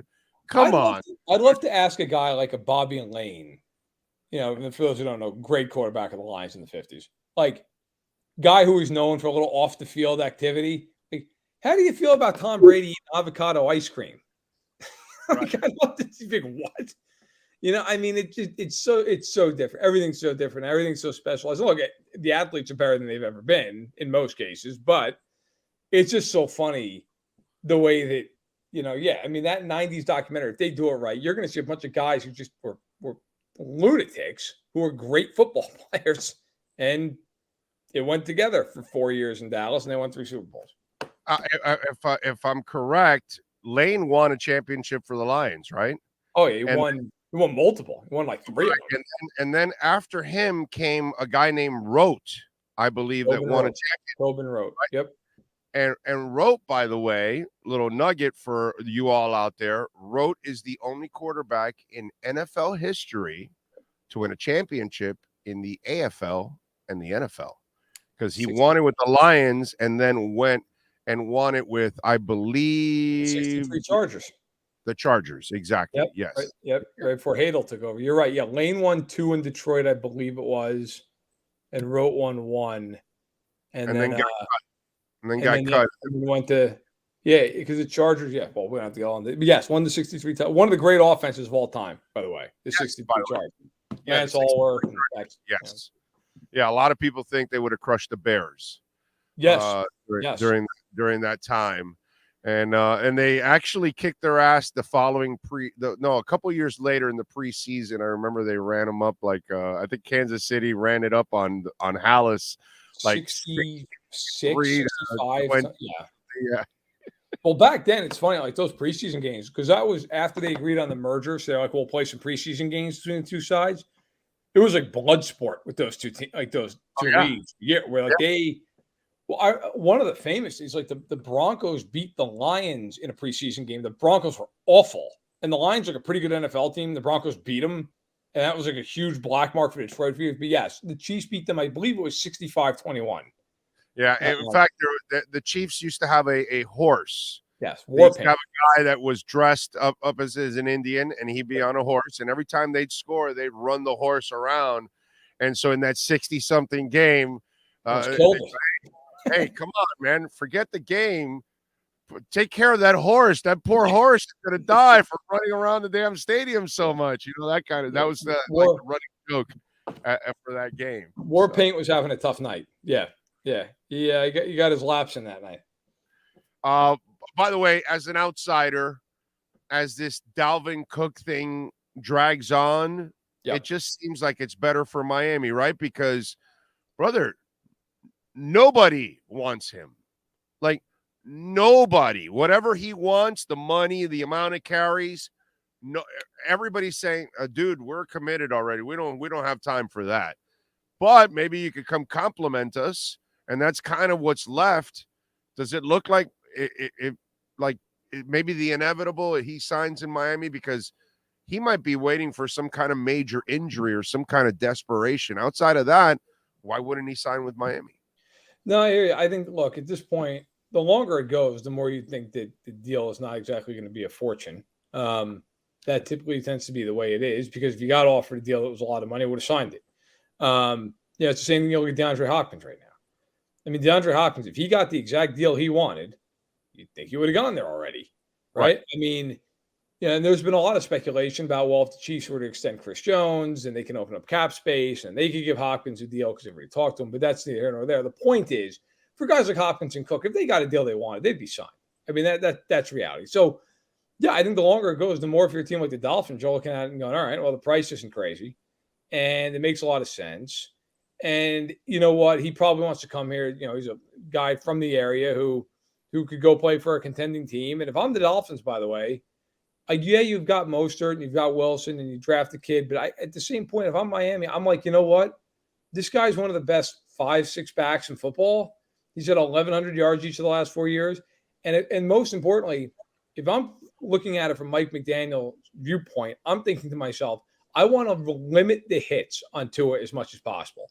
So if we can hand the ball off to Dalvin Cook 20 times a game, that's fine. I'm good with that, right? I mean, I think doesn't mean you have to play scared, but you should play smart. And if there's an opportunity to just hand the ball off to Dalvin Cook and he's running for 4.5 yards a clip, that's cool. That works, So I think it makes a lot of sense. What are you working on in SI so folks can check you out, my friend? Yeah. So I literally I didn't just publish it, but the company just published it. A piece I worked on when I went up to Green Bay about how the city is dealing with the loss of Aaron Rodgers. And I will tell you, I know a lot of you probably are like, oh God, Aaron Rodgers, another story. And I get it. And I don't blame you. If you enjoy my work, I would really encourage you to read it. It's one of my favorite pieces I've ever written. It was a lot of fun. And it was really interesting. Like, all I will say is all you need to know about how they feel is about the back of one bar. It's a wall that faces an alley and how they painted it. And it was fascinating. It was so fascinating that when I went up there, I didn't go out to dinner that night. I stayed in my hotel room the whole night and wrote the whole thing in one shot. So it was an inspiring thing. It was really interesting.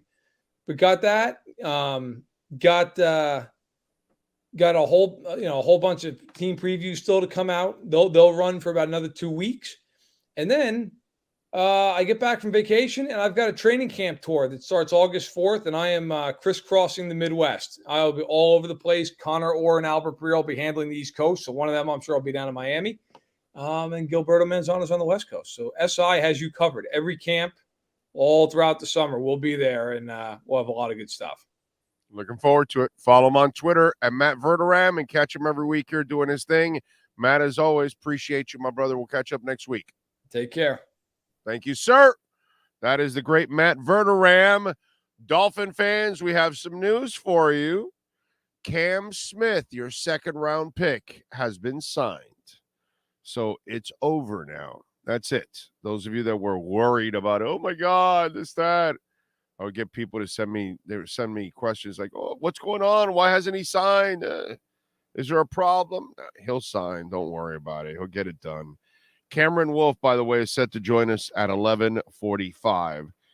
By the way, nice tie yesterday by Inter Miami. They got lucky. They really should have lost like 4-2, or a couple of goals that Columbus should have easily scored. But Joseph Martinez yesterday with, I don't know, it would be more like a scissor kick than a bicycle kick. I don't know, because it was kind of like sideways. So I don't know, whatever. But a great pass by Campana. Campana got the first goal, and he set up the assist for Joseph. That was beautiful, dude. So they tied up. That's good. That is good. So, Sean, you know the Zuckerberg, Elon Musk fight that could take place? You know about that, right? Do you know why there's some extra tension going on between the two? Do you have any idea? Out-nerd the other?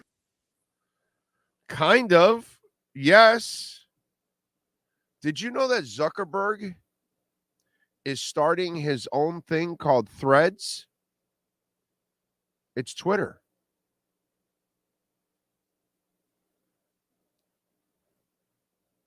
Sometime, I don't know, in the next couple of days or something, it'll come out. So I think Elon got a whiff of this way before, and so, you know, and Twitter's been having its own issues. Obviously, it's gone downhill. Let's be honest. I mean, he keeps limiting because he wants people to spend and buy the blue check, since he's losing his ass on Twitter, and he's lost a bunch of advertising, and he's cut employees. He has streamlined it, and that's why it's inefficient right now. So, you know, that's why there's limitations and all that other crap that's been going on, because he just wants to force us to buy the blue check mark. So apparently Zuckerberg, you know, they got Facebook, they got Instagram, and now they're going to come out with their own form of Twitter called Threads.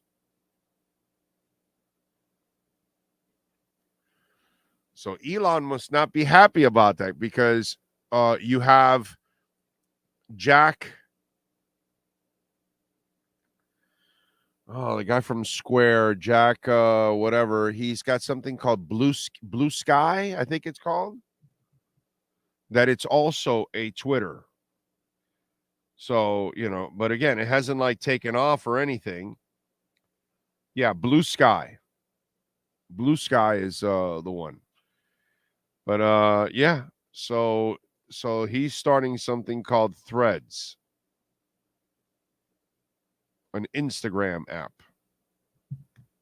So that's part of the beef for Elon Musk. It's a lot of money, dude. A lot of money.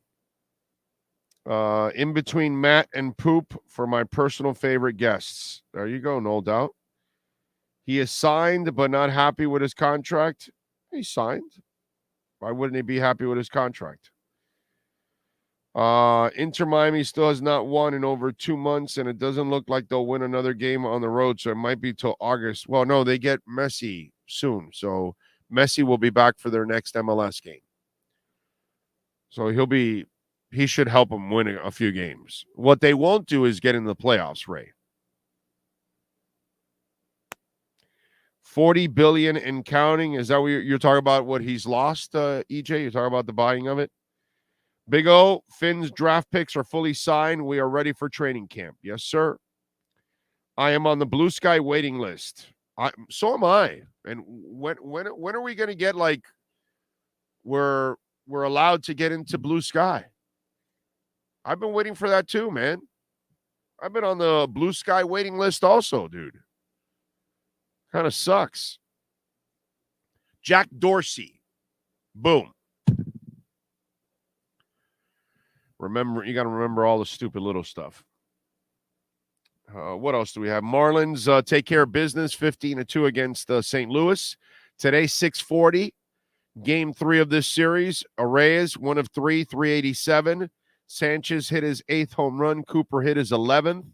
Lusardo won. He's 7-5, went 6 innings, 5 hits, 8 Ks, a 3.32 ERA.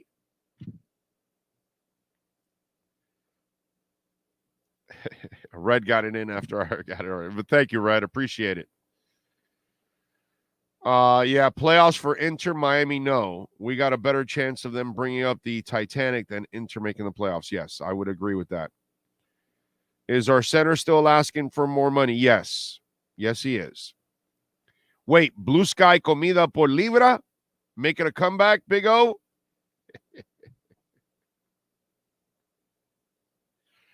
You guys are a trip.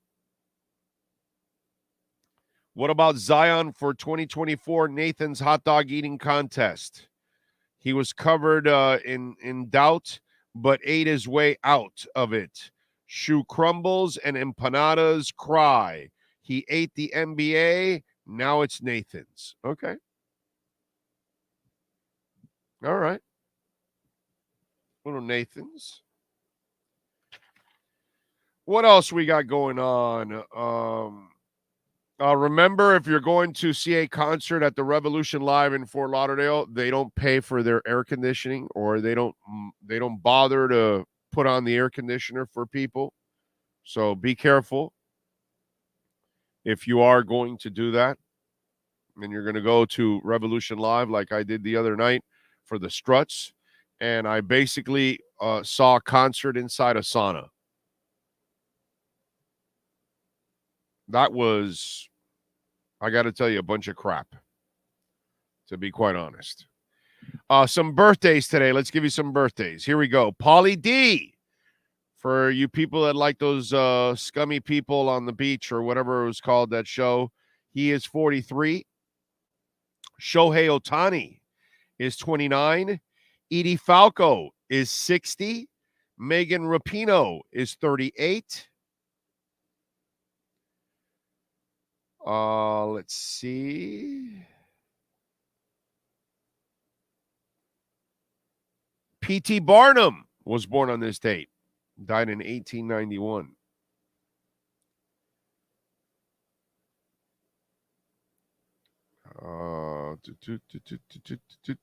Huey Lewis today, 73 years old.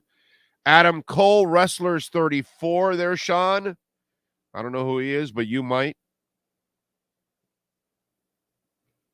And Cole, baby. I guess that's his line. Is that what it is?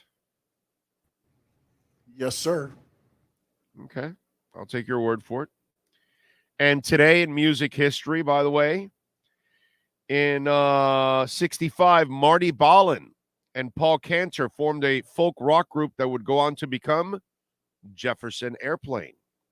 In 88, Slayer released their 4th album, South of Heaven, on this date. In 69, on this date, the Rolling Stones turned their free Hyde Park concert into a memorial service for the late co-founding member Brian Jones, who died in a swimming pool on July 3rd. In 94, Hootie and the Blowfish on this date released their debut album, Cracked Rear View, that is, which went on to become the best-selling album in the history of Atlantic Records, which is baffling.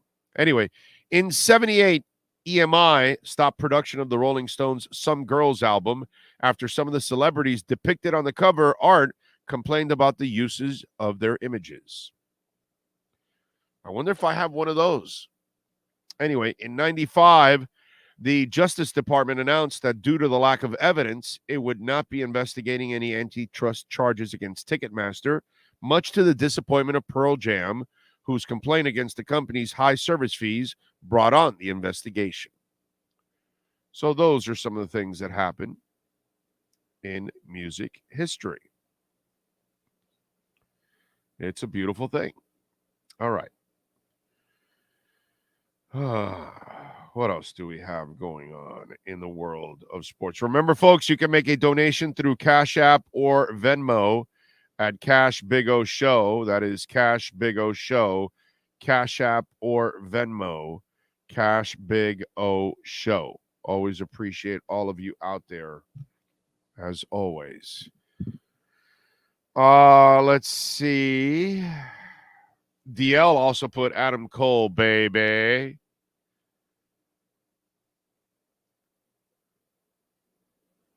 There we go. So apparently this Adam Cole guy is pretty popular with you all. Yeah, he's one of the top names, one of the top guys. I apologize for the. He's married to the dentist, Dr. Britt Baker. You've picked her a couple times. Oh, okay. You even picked Adam Cole one time. You know, listen, just because I give you expertise breakdown of wrestling doesn't mean I actually know wrestling. So, you know, it's just there's a difference. Very true. You know, by the way, did I win on the last one? It was a no contest because Dr. Britt Baker was sick. Oh, okay, I see. I think that was the last one that we've done. Okay, all right. So, new hope for Bills to land DeAndre Hopkins. It says. What's this report? Let's read. The Bills were once considered the odds favorite to land DeAndre Hopkins. That appears to fall out of the race after he was released by the Cardinals and hit free agency. But now Hopkins has gone weeks without landing a new contract, despite some high-profile visits. Two teams considered as top suitors. The Bills could be back in the mix, according to Joe DiBiase of 550 WGR. He noted the Bills will remain one of the top betting favorites, and the long wait in securing a new deal could create an opening for the Bills. DiBiase noted that bookmakers are still bullish on Buffalo's chances of landing Hopkins. Okay. If Hopkins was all about the money, though, why isn't he signed by the Patriots yet? Why isn't he signed by the Titans? It seems to me if Hopkins was thrilled about the idea of catching passes from Ryan Tannehill or Mac Jones, he would have signed by now. By the way, who in their right minds would be excited about catching passes from Ryan Tannehill? That would be kind of asinine. All right, let's do this real quick. Give me a 2-minute break here, rest of voice. I'll be right back here on the Big O Radio Show.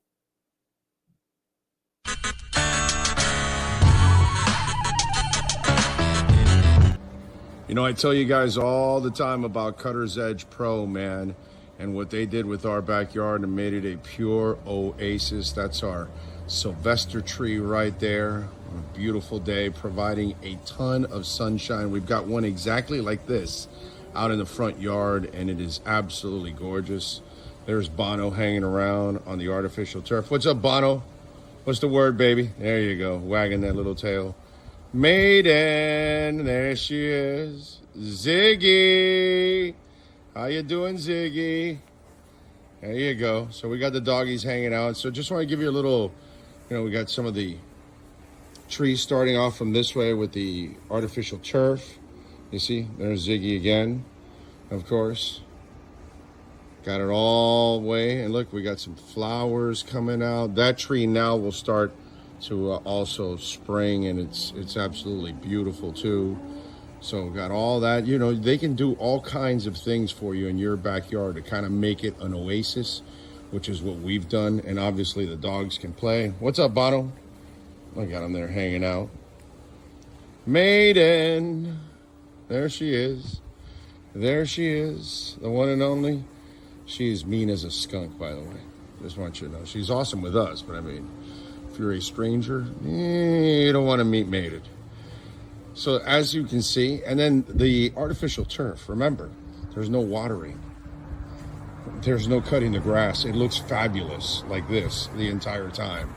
You know what I'm saying? It's beautiful. Back here in this corner is where we put the barbecue. I wheel it out, cook, then I wheel it back in. See, looks beautiful, doesn't it? Flowers are coming out. It's awesome. And then when I want to play a little golf, there's my putting green down the side, which is a beautiful thing. There's one of the holes all the way to the other side where Bono is at. All lights up. It's really beautiful when it lights up. See, we got the rough. Got several. Got one on that side. Got one over there in the corner. Obama's leaving. Got rough all over the place, man. Just in case, you get the ball trapped in there. That's it. That's another swing. Right, Maiden? So, check it out, cuttersedgepro.com. Make your home an oasis. Make your business, your HOA complex, condominium, you name it, they got you, bro. They do it all. All right? Then cut your trees down, and the artificial turf, I swear by it. Really easy to maintain, and it looks just absolutely freaking beautiful. Cutter's Edge Pro. Right, Ziggy?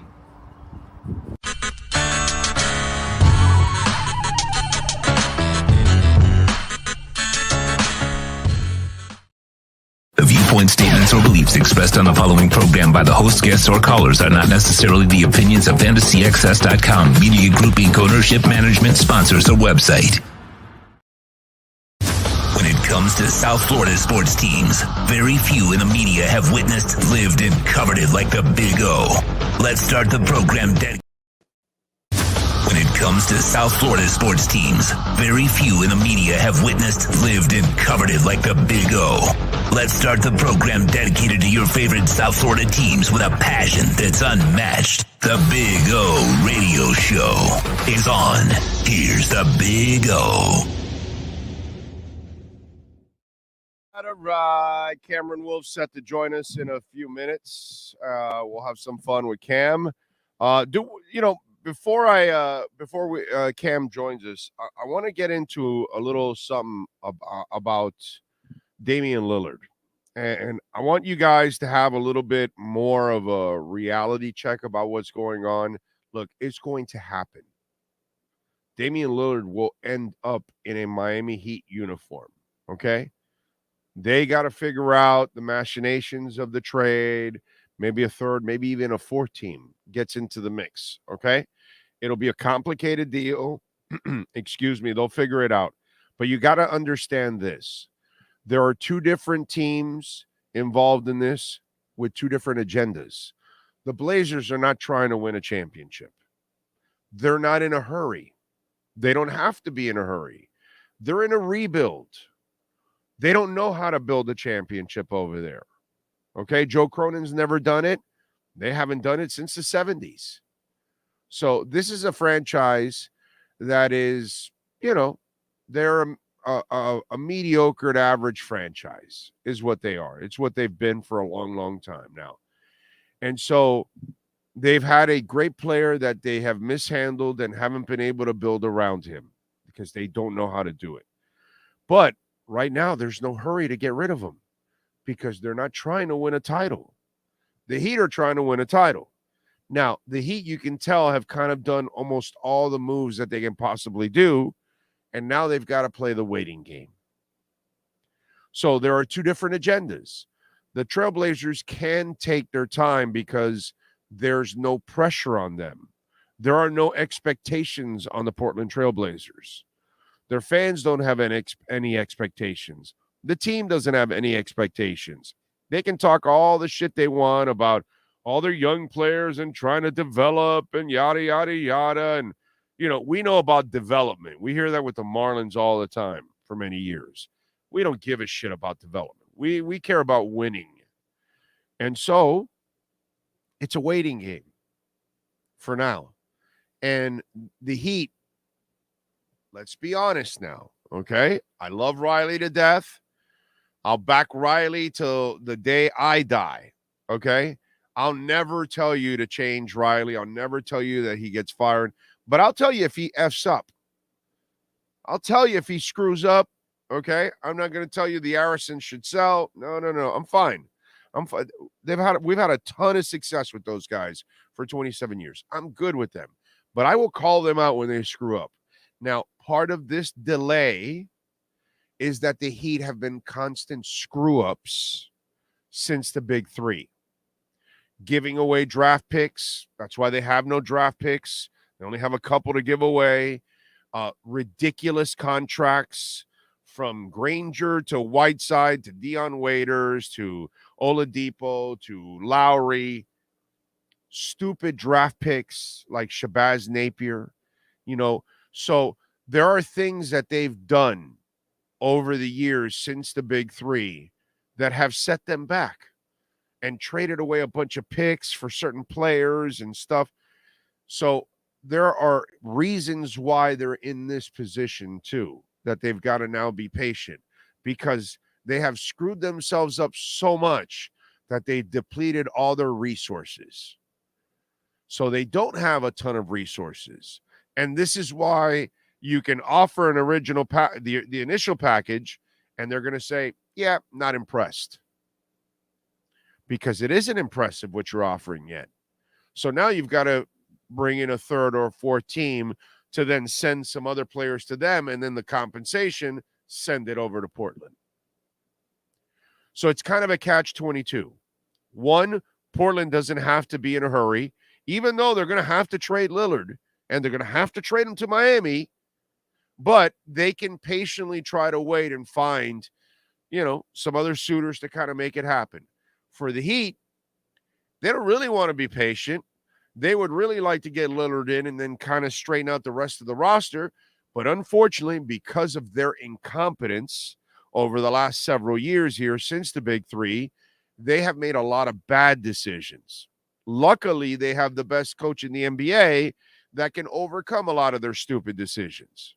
And by the way, maybe Spo has been part of some of those dumb decisions on the personnel side. I'm not sure. He does have some say in it. So he's got to be part of some of those mistakes. So it's two layers why this thing's going to drag on. One, the Heat has mishandled a lot of their off seasons with picks and players and money and all that. And this is why they're in this position. And then two, Portland doesn't have to be in a hurry because Portland's not trying to win a title. This Damian Lillard trade will not put them in any kind of title contention because they're not in title contention with Damian Lillard. So why should the Blazers hurry? They're rebuilding one way or the other. This is going to take a while. Okay? So sit back, relax. As T.O. would say, get your popcorn ready and kick your feet up. Eventually, this will settle itself. But it's going to take some time until they can actually find the deal that they need, bring in the third, fourth team. And I think Andy Ellisberg is probably working really hard to make that happen. But don't expect the Blazers to be in any kind of hurry because there is zero expectations and they are purely rebuilding. So no hurry for them. They should take their time and try to get the best deal and try to find the third, fourth team. But eventually, you will see Damian Lillard in a Miami Heat uniform. All right, let's do it, baby. Let's unleash the Wolfpack. We unleash the Wolfpack as we get the latest in the NFL and the Miami Dolphins with our KSDT CPA Pro Football Report with NFL Network insider Cameron Wolf. KSDT is one of South Florida's largest and one of the country's fastest growing accounting firms. KSDT CPA is a full-service firm that also excels in crypto. Visit them at ksdtcpa.com or call 305-670-3370. Here's NFL insider Cameron Wolf. Right. You agree with What's that? up, O? How you feeling, man? Good, bro. Good. Can't complain. I've got all 10 fingers. You got all 10 fingers? Did you? I do. Okay. All right. So I'll tell you a quick story to start this off about my last night, right? We did the fourth torta thing, right? And I barbecued. I was grilling. I was the grill master. Invited some friends over. We had probably about 10, 12 people over. I was on the grill for like 3 hours. Made great food, all these different things, right? We're winding down the night, and we weren't planning to go to a fireworks show. But in our neighborhood, there's a bunch of families who put the fireworks in the street.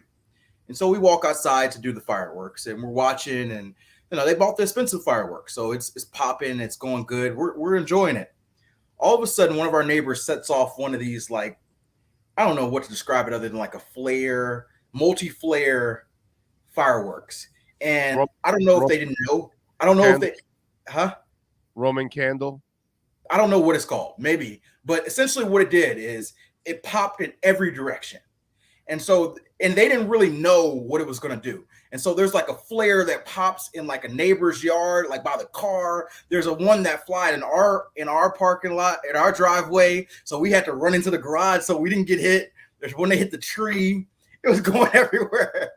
And I'm like, this is why regular folks should not be in charge of fireworks, because that could have blew up a car, could have blew up a tree, could have blew up us. And you saw that one that's viral, right, on social media now. That you didn't see the one that's viral on social media that they lit it up and it got to the van and it lit everything up in the house and all that crap. No, I didn't see it. I gotta see it. But that's how that one felt, because the thing about it was going on for like 20 seconds. So it hit one house and we thought it was done, and then it hit another car, and then it hit a tree, and then it hit our area, and it was going, and you can't stop it once it started. Right. And so everybody's done, and the neighbor looks over, you're like, you all right? Are you all right? I'm like, yeah, barely. And so I told my wife, I'm like, every time I think about fireworks, I think about Jason Pierre-Paul and his hand. And so I told my wife, I will never be the one lighting fireworks. I will buy or participate or watch, but I will never be the one. You're never going to see a story of Cam lost his hand shooting fireworks, because I'm not going to participate in that. But I almost lost something yesterday based on this flare that was none of my doing. So yes, that is my quick story time of our fireworks. Well, I'm going to see if I can, while we're talking, I'm going to see if I can find the one that was like going all over the place. Sean, I don't know if you can find it, but there's one where it got lit in front of a driveway, and then one of them went towards the van, and then, I mean, dude, everything was like lit on fire. It was really, really ugly. See if you could find that highlight, because that one was kind of funny. But anyway, let's get to it. For the people that were all, again, overplaying this and shocked and worried and all, Cam Smith signs. It's all good, right? Yep. We can now relax, right? Yes. I don't think there should have been any worry. I told you guys kind of when it first became an issue, maybe a month or two ago, that a lot of times it's just guarantees, it's just offsets, different things like that you got to figure out in comparison to the other picks who are around you. Like Cam Smith was 52 or something like that. Usually the pick 50, pick 51, pick 53, pick 54, they all kind of sign in the same range, and they all kind of want their deals to be based off each other. Like 52 wants this much more than 53 in offsets or guarantees or that sort of thing. So no issue whatsoever. Everything's good by training camp, and you're all set. So I think that's all the draft picks, right? All the draft picks are signed now, right? Yes. The Dolphins now have all their draft picks. You found it already? Because I found it too. There it is. Watch this. Check this out. They light it up, watch, and then it goes to the van. Watch. Shoots out all over the place. Oh,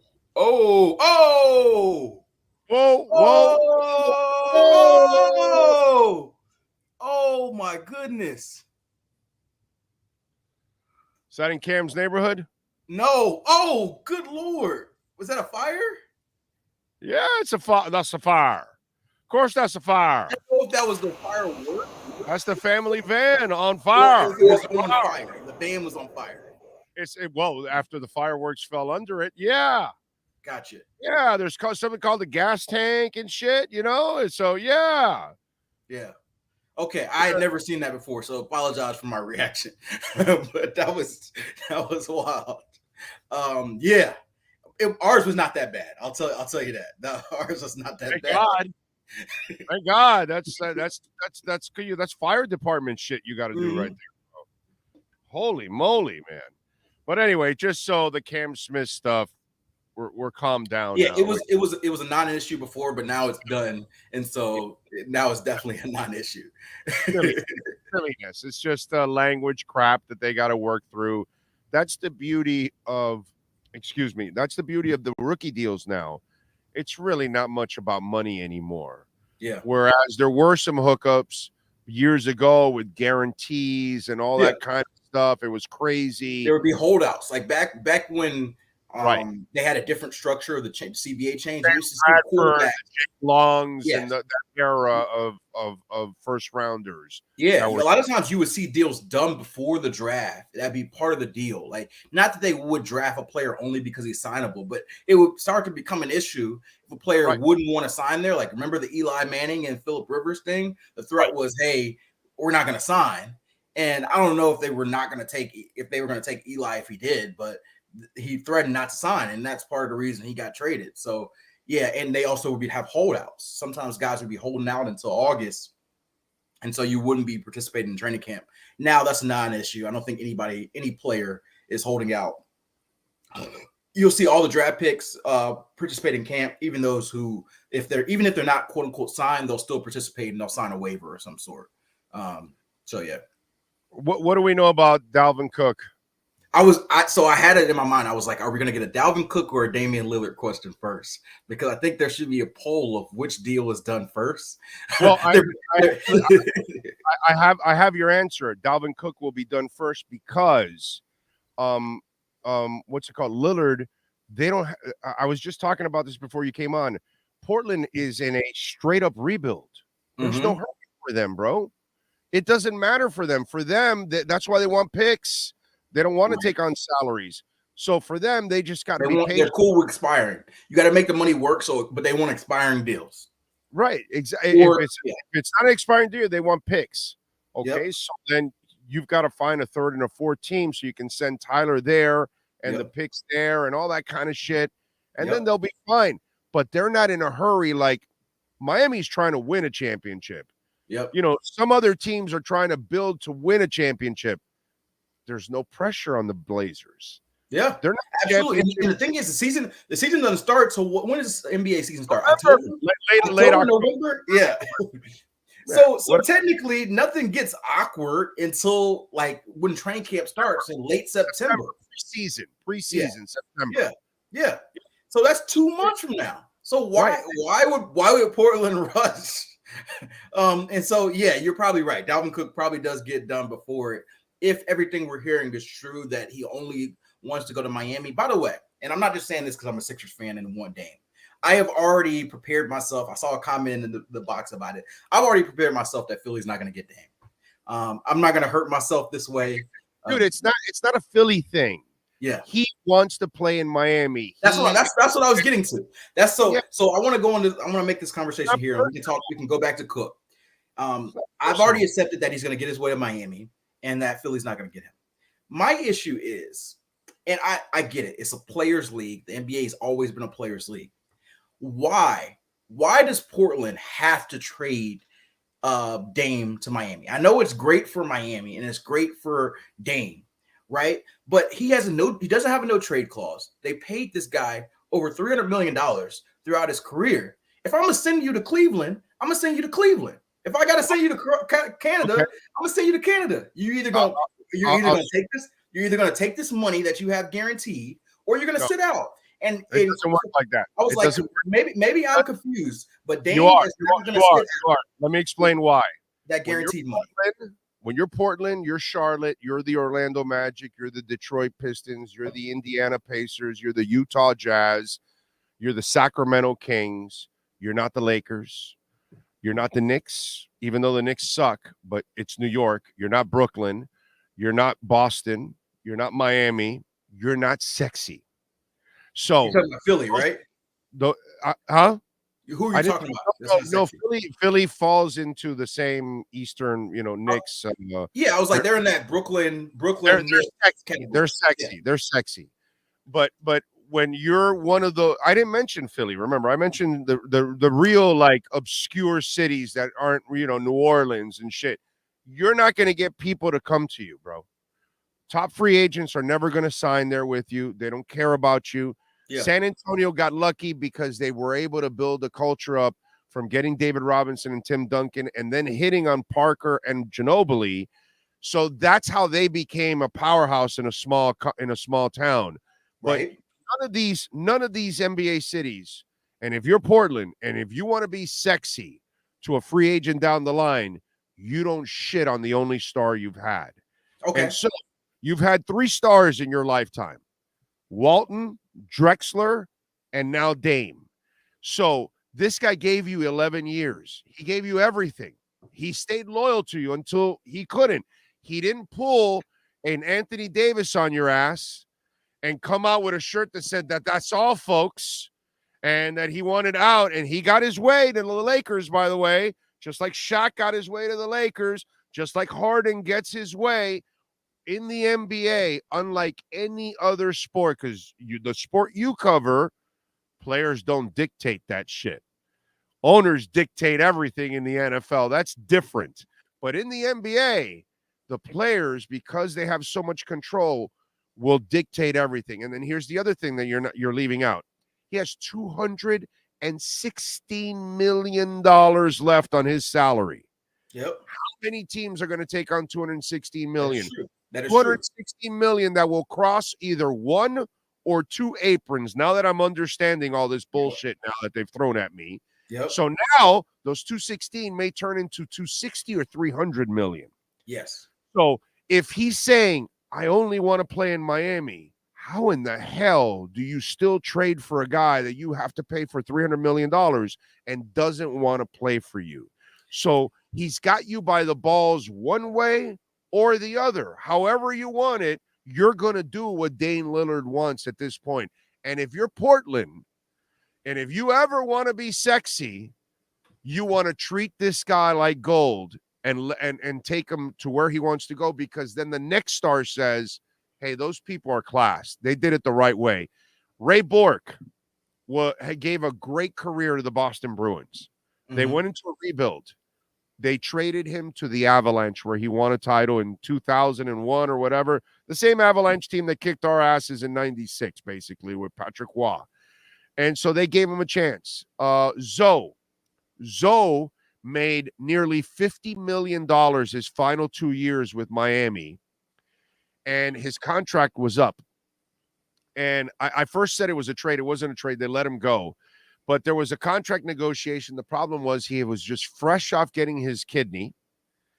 Miami was in a crossroad. They would have to restart their roster and rebuild.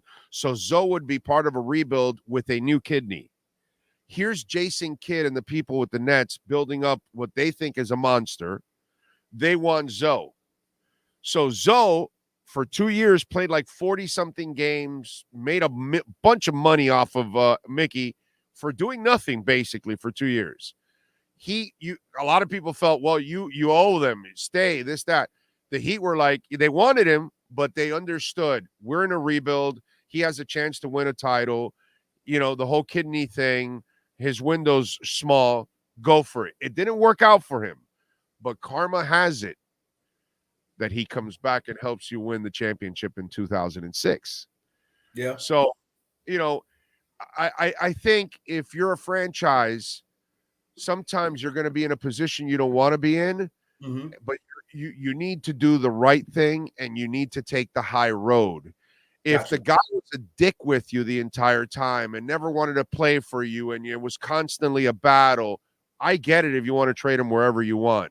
But the way Dame Lillard has always handled himself and gave them every single opportunity, I think they owe him and they owe themselves to do this right, because they need to set the table for the future just in case they have another. Because the next time, if Anthony Simons becomes a superstar or the Scooter kid becomes a superstar that they just signed, they're going to remember, oh, they treated Dame like shit. When my contract's up, I'm getting the hell out of here because they don't have any franchise tags in this league. I can get the hell out of here when my contract's up. So I've heard this argument and I understand it. You laid it out great. And for Heat fan, they're probably shaking their head. Yes, this is exactly why he does it. It's exactly why he do it. This is why you guys are all wrong. First of all, Dame is going to come to Miami most likely. He's going to get his way, and you guys are going to be right.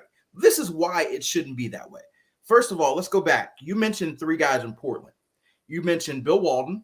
You mentioned who else? You mentioned Clyde, and you mentioned Dame. You know the 3 similarities for those guys?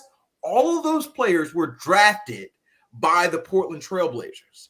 The whole theory that trading Dame and left. The whole theory that trading Dame is going to all of a sudden make people not want to come to Portland is crap, because people aren't coming to Portland anyway. And so there is not going to be a time, I promise you this. If I am wrong, I will come back on this show and say I was absolutely wrong. I promise you the next big free agent isn't going to say, you know what, I don't want to sign in LA. I don't want to sign in Miami. I want to sign in Portland because they treated Dame well on the way out. They treated him well. So you know what? Instead of signing here, I'm going to sign in Portland. No, they are not going to do that. It doesn't work that way. That's not going to. Hold on. Let me finish. Have a team that's 1 star away. Maybe you're trading away your star. And so my thing is, if you're trading away your star, you're in a rebuild now. That's why. Yes, but if you're trading away your star, I need to maximize my return. And so the whole idea that all of a sudden Portland taking care of Dame is going to all of a sudden make them endearing to the rest of the league is crap, because it's just does not work that way. You know, yes, okay, they might get hand claps. Oh, great, you did great. No, when San Antonio traded Kawhi Leonard, he wanted to go to LA. They said, I don't care. We're going to maximize our return. They sent him to Toronto. He pouted for a couple weeks, but guess what he did? He suited up and played, and they won a title, and then he left. You can do that. And nobody's blaming San Antonio and said, oh, you didn't treat Kawhi right and this and that, and I'm not coming here. No, it does not work that way. If you've requested a trade, which Dame has, which I understand, it's probably overdue. He probably should have requested a trade a year or 2 ago, but he wanted to stay for the grind, which it is what it is. You requested a trade. You do not have a no trade clause. I do not have an obligation to send you anywhere. I'm going to send you to what's best for me. And if there's a situation where, hey, the team is worried about you not playing for them, you got 4 years guaranteed. I'm calling your bluff. Dame, you got 4 years, $216 million guaranteed. If I trade you to China, you are going to play for 4 years, $216 million in China. And that's just the way it is. It's not the way it is, because it's guaranteed money. Right. So, and so you have a great point. The team has So when you call the agent and he says, oh, we're trading for him, and he goes, okay, you're trading for a disgruntled client. You do know that, right? Cool. That's fine. You're going to be disgruntled until we start this season, and you're going to play ball. Dame is not – I've watched Dame for my whole career. You cannot convince me that all of a sudden he's going to pout for 4 years because he didn't get traded to his preferred destination. It is what it is. He's using his leverage, which I'm a big player guy. So I understand what he's doing and his agents are doing. They're doing what other stars have done before them. And they're saying, hey, all our leverage, we're going to use all our leverage. And in the NBA, they're successful at it. Right. And I'm going to use all my leverage to try to push my way to wherever I want to go. But if it doesn't happen, it doesn't happen. And he moves on with his life and he continues. It's just and so the NBA is going to work this way because the NBA does, but you can't convince me that Portland has to do it because of this, because it's going to screw their franchise long term, or that nobody's going to respect them. All that is crap. If they end up doing it in courtesy of Dame, cool. Wait a minute. But if you want to continue to be minor league, then keep doing things minor league. You had 11 years. Minor league? He requested a trade. No. He requested a trade.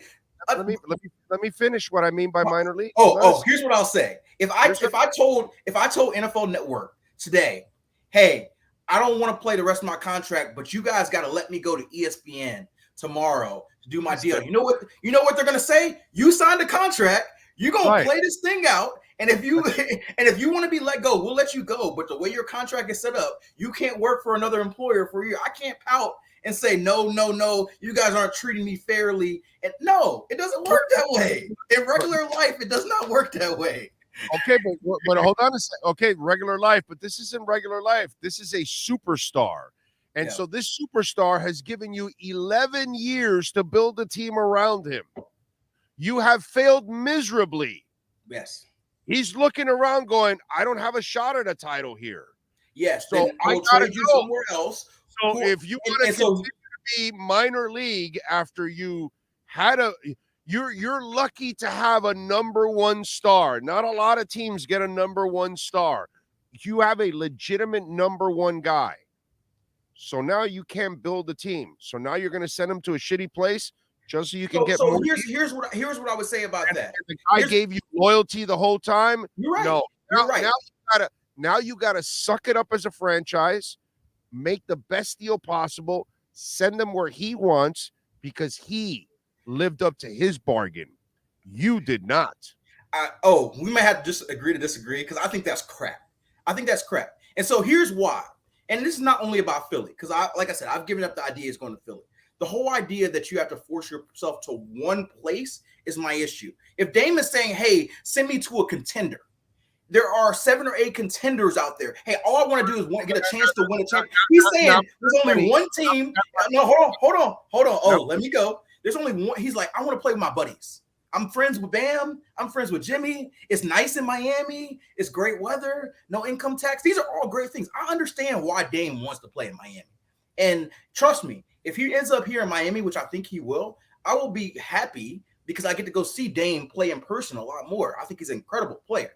But there's no other situation where you force yourself to one place. If even in baseball, when they have their limited no trade clauses, it's like, okay, 6 or 7 teams that we can be traded to. If Dame said, hey, I've got a list of 4 or 5 teams that I think gives me the best chance to win, and I want to go to these teams, I would be a lot more understanding. He's saying, I want to play with my best buddies, and you guys are going to trade me to my best buddies, even though they don't have any assets, they don't have any things, just because I was loyal to you guys and you guys make it work.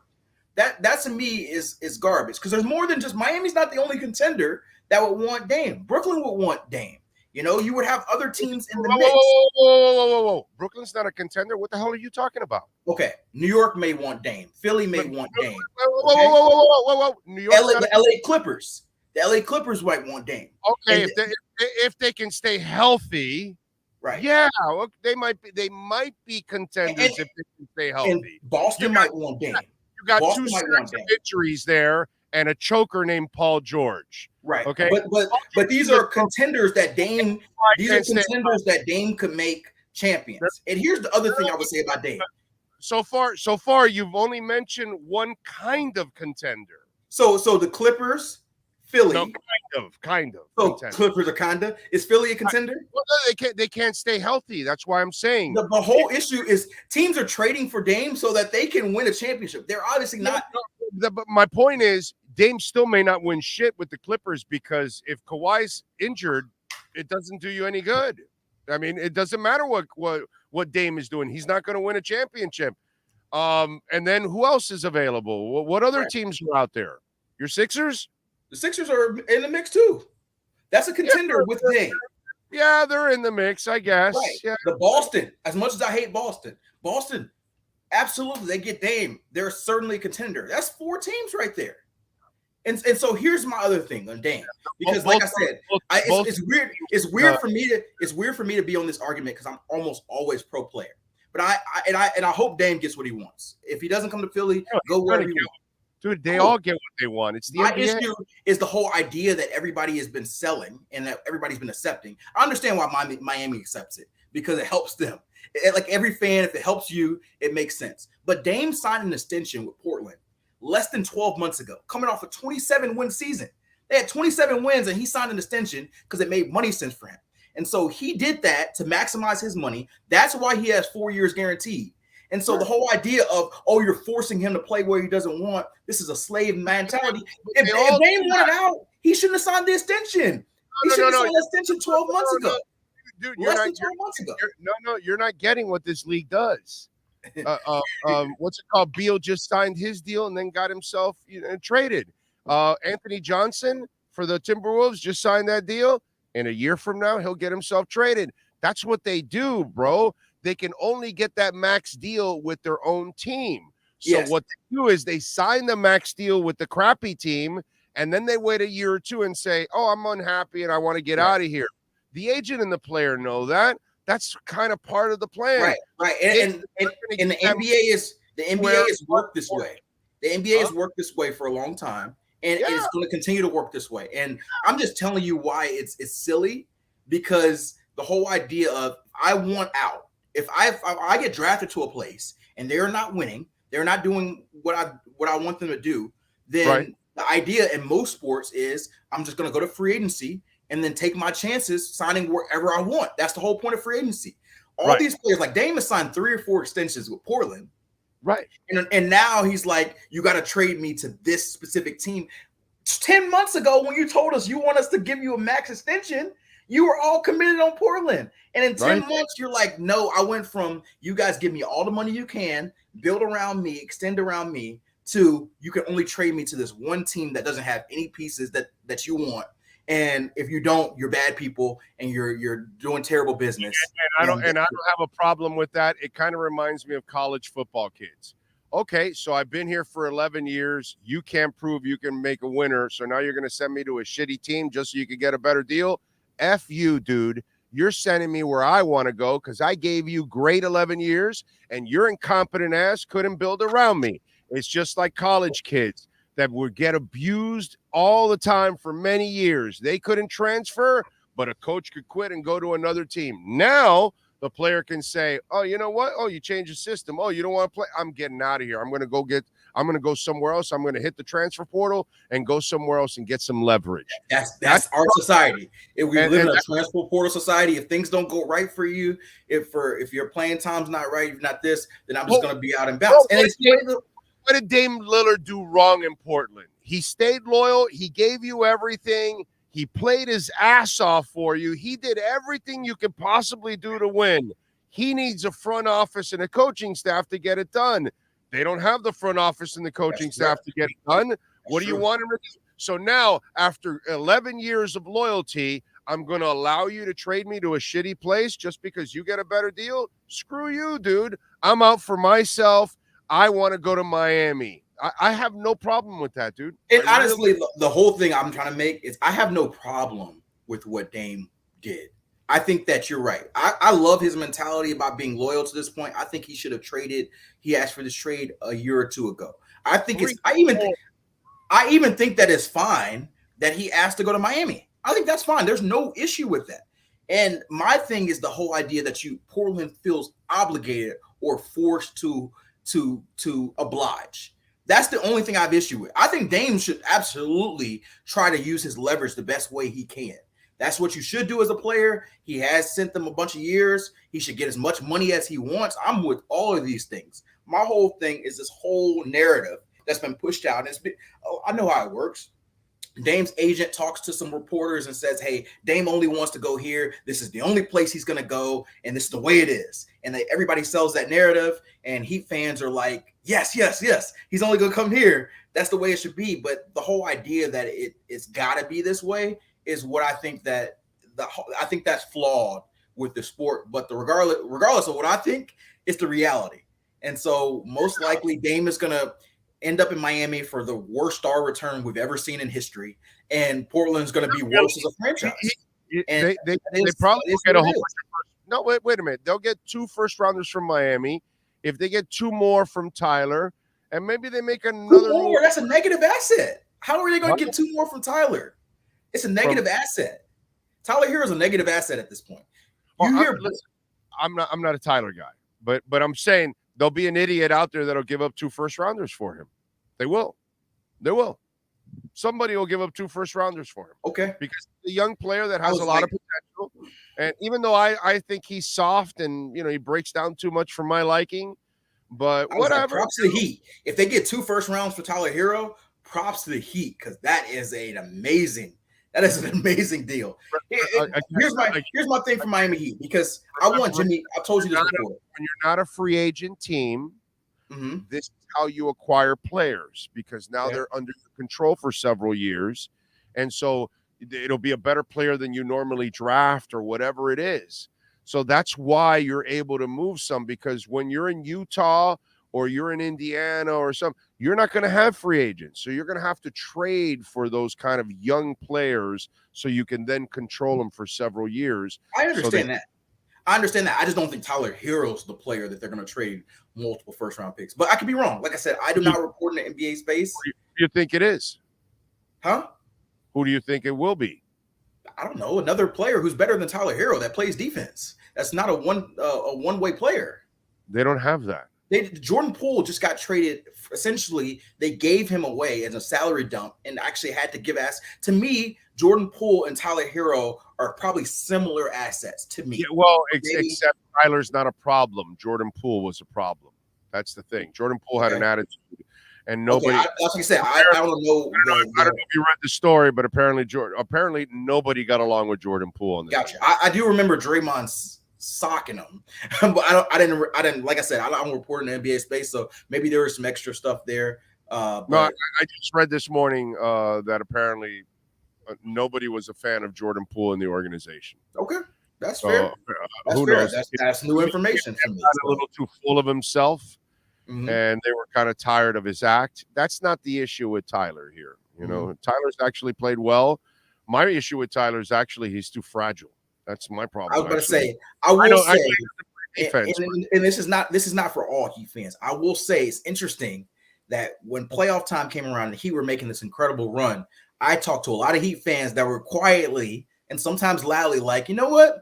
We don't need Tyler Herro back. We don't want him to mess up our chemistry. If the player is that good, you want him back regardless of that. To me, that told me a little bit of how Heat fans privately thought of his value. And now it's like, oh, Tyler Herro's this great player. He's young. He's got this. And I'm like, now it's changed when you try to trade the guy.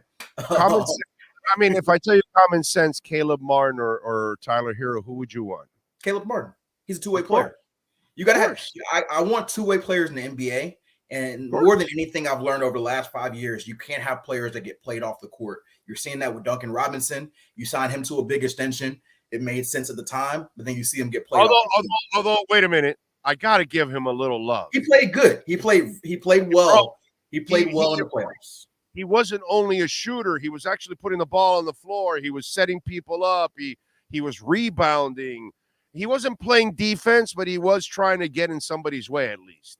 I mean, I saw drastic improvement from I got to give Duncan a little love, dude. He became more of a shooter at the end of this year. I was impressed. He had value for sure in the playoffs. I think he might be tradable now, actually. I think he might be tradable now. Because he's tradable, but you're also not getting 2 first-round picks for Duncan Robinson either. You might get a first round. Let me tell you something. If you're a team that's pretty good and you need a shooter and it's a late first rounder, why wouldn't you give that up for Duncan Robinson in a heartbeat? That you can have one of the shooters in the NBA and lock him up for the next 3 years because he's under contract for 3 years. Yeah. I think you could get a first rounder for Duncan. I think you can get 2 first rounders for Tyler from certain teams that may need something like that. You may be right, but I also will say, and I do this personally as a fan, typically you overvalue your own players. Yes. That's typically what the value of that. I do that myself. As a Philly sports fan for most teams, I overvalue players, and I got to remind myself that. I think Miami fans probably are doing this a little bit too. But like I said, it's going to be great for them because it sounds like there's 95, if not % better chance that they're going to get Damian Lillard. And it is what it is. My whole thing was to point out the whole idea and the narrative that's been coming down, seems like from everyone, the national narrative that Portland has to trade Dame to Miami, or they're bad people, or they're this, or they're screwing him. To me, that's the only thing I have an issue with. I have no issue with Dame or how he's going about this. I have an issue with the narrative that's sort of been accepted as a fact that Portland has to trade him to this one team. Yeah, well, it's going to end up happening one way. Yeah, you're right. I think he's absolutely going to be a Heat player. This you got me on the right day where I just it just bothered me. Like I was like wondering, because I'd say this for any player, like the whole idea of KD getting traded, all these guys, the whole idea of you pushing your way and forcing a team to do it. If they have the access, like the Suns gave up a tremendous amount of assets to get KD. So it made sense. They gave up 4 first-round picks and Mikal Bridges, who's a star in his own right. So they had the assets. But for a team like Miami that does not have the assets right now, to feel like you're forcing a player there, if Miami had the best deal and Dame wants to go there, cool, or even a close deal. But right now, it just feels like they seem the national narrative is to force Dame to Miami and say that Portland is bad if they don't, and that to me is what's confusing. All right. So the Dalvin Cook thing, when does it get resolved? I think sometime right before training camp or right the week of training camp. To me, deadline spur action. And a lot of times he's probably seeking out what the best number is. He may even wait a week until training camp, but I don't think he gets deep into August without signing. I think at some point he's going to say, hey, this is the best number I got, whatever that best number it is, or the best place I want to play, whether that's Miami or that's another city. I'm not privy to what the numbers are right now. I know there was a report that there's an offer out from Miami. I don't know if that's the highest offer. I don't know if it's close. I don't know if Dalvin's like. What's the silliest shit about that? Yeah. That offer came 24 hours as he was released. Right. Weeks ago. I don't know why. And I said that I told everybody that when he was released, they met with he met with the Dolphins right away, bro. Okay. Right away when he was released, he met with the Dolphins. The Dolphins told him, here, this is what we have to offer. This is where we're going. This is what we got. And he was depressed, because the money's not close to what he was making. And I think he's been shocked that nobody is offering him anything close to what he was making, or nobody's saying, yeah, no, come on over. We'll give you the 20 carries per game. To me, that's the money is obvious. The part that I think, I don't know why he is shocked or why he would even attempt to do this. At this point in the season, you don't go tell a team, oh, I want 20 carries, because they've got a plan in place already. They went through free agency. They went through the draft.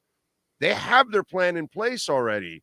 It's they're not going to alter it just like that. You know what I mean? So wherever he goes, he's going to have to share. Now, could he become the guy that gets 20 because he just gets better and better and he's Dalvin Cook? Yeah, that could happen. But nobody's going to commit to him the big money, and nobody's going to commit to him the 20 carries a game that he wants. Right. I think his roles changed, and I think it's completely unfair what's happened to running backs. But just like the NBA thing, to me, it's comparable topics. I think it's unfair how running backs have been treated. The league does not care what I think. The league has made their values of running backs, and it is what it is. Just like I think it's probably unfair that everybody in the narrative and agents have forced Portland to trade him to one team. It is what it is. That's probably what's going to happen. But it's not us. It's the system. That's what I'm saying. Maybe the system. The system has told us running backs don't have value, and the system is saying we're just telling you what's going to happen. You just refuse to fight it, and you want to go against the wave. And so I'm not fighting. I'm not fighting that it's going to happen. You're going against the riptide. That's not smart, man. That is true. I'm not fighting that it's going to happen. I do think it's going to happen. I think Dame Lillard is going to be a Miami Heat. I have very little I'm fighting the narrative that Portland has to do this or they're bad people. To me, that's the silly element of it. But anyway, on the running back thing, as running backs have got older, their values have declined, and now it seems like more than ever, almost every team's going to a multi-back system. And you're a one contract guy. Yes, you're a one contract guy. Teams are willing to draft you because you're still lower value, but we're going to use it for one contract. We may have you on a 5th-year option. We may franchise tag you, get 5 or 6 years out of you, and then let somebody else deal with the rest. And if you get an extra year or two, cool, good for them. But we're not going to take that chance. And so now at this point, even though Cook looked like he had a lot of juice left, he's 6-7 years into his career. 7 years. Minnesota essentially decided that we're done with him. And the league has essentially said, hey, you're no longer this 25 a carry back. You're going to be the lead back in a rotation, in a committee. And to a lot of teams, that's a $5 million max role if you're the lead back in a committee. And he's still thinking, I'm a $10+ million running back. Listen, when Derrick Henry is still available, I'm not surprised Dalvin Cook can't find work, bro. That's just, I'm sorry, because if I felt that I'm a running back away from winning a title, I'd do anything to trade for Derrick Henry and just bring him on my team and just say, okay, that's it. I bring the ultimate difference maker, the ultimate mismatch at running back in the NFL, right? In the last 25 years, There's been no bigger mismatch at that position than that guy. And nobody trades for him. Nobody. Yeah. Think about that. Derrick Henry's an incredible player. And he's I want he's you to making go $12.5, $13 million. And I think that's probably the max that you'll see a running back sign for in a long time. And I want you to go look at his stats. The sumbitch is smart because I don't know what he did last year, but he manipulated it to a point, or they did it or whatever, but he caught more balls than he ever did in any other season. And I don't know if he kind of anticipated it and was probably, hey, throw me the ball, because maybe he thinks time was coming and he wanted to kind of, hey, when I hit free agency, I could catch the ball. Look at my stats. And so he actually caught the ball more last year than he ever did, besides being a beast running the ball. But to me, that's the guy that if I'm a team that's that close, I'm getting that, and nobody touches him. Value of running backs change. And it's crazy because I think more than any other position in football, the public's value of a position is different than front office's values of a position. Because we look at it and we say the running back touches the ball most times more than anybody other than the quarterback. And some teams like Tennessee, Derek will carry the ball more than Ryan Tannehill will throw the ball. It's a rare situation, but he does from game to game. But teams consider that position replaceable. They consider the gap between replacement level $1 million a year running backs and the gap between a Derrick Henry smaller than it is for any other position.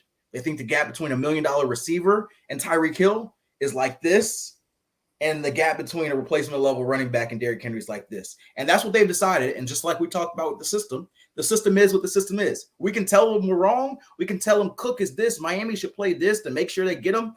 But they have their value. And we will see in the next 3 or 4 weeks, maybe 5 weeks, if their value is high enough for him to come on. We'll find out for sure. All right, follow him on Twitter at Cameron Wolf. Catch his work at the NFL Network. And we'll talk to you later on in the week, my friend. Glad you have all 10 digits. You'd be good out there. All right. Sounds good. Later. There you go. Cameron Wolf. Call my friends at KSDT CPAs. They know how to get it done. They are just absolutely amazing, folks. Whether it's your personal taxes, your business taxes, they can help you. If you got to do your will, they can help you. The amount of services that they provide are absolutely endless. Year-end tax planning. They can, of course, help you out with payroll. They can help you out with business management, healthcare advisory, property management, wealth management, valuation. They do it all. That's why I'm telling you, you need to call them. We've got 3 different offices in Dade, Broward, and Palm Beach counties, one coming in North Carolina. There's some other expansion going on. 305-670-3370. You can listen, we got the QR code right there. So you could use the QR code wherever you're at in the country. You can do it, man, and reach out to them. Tell them that Big O sent you.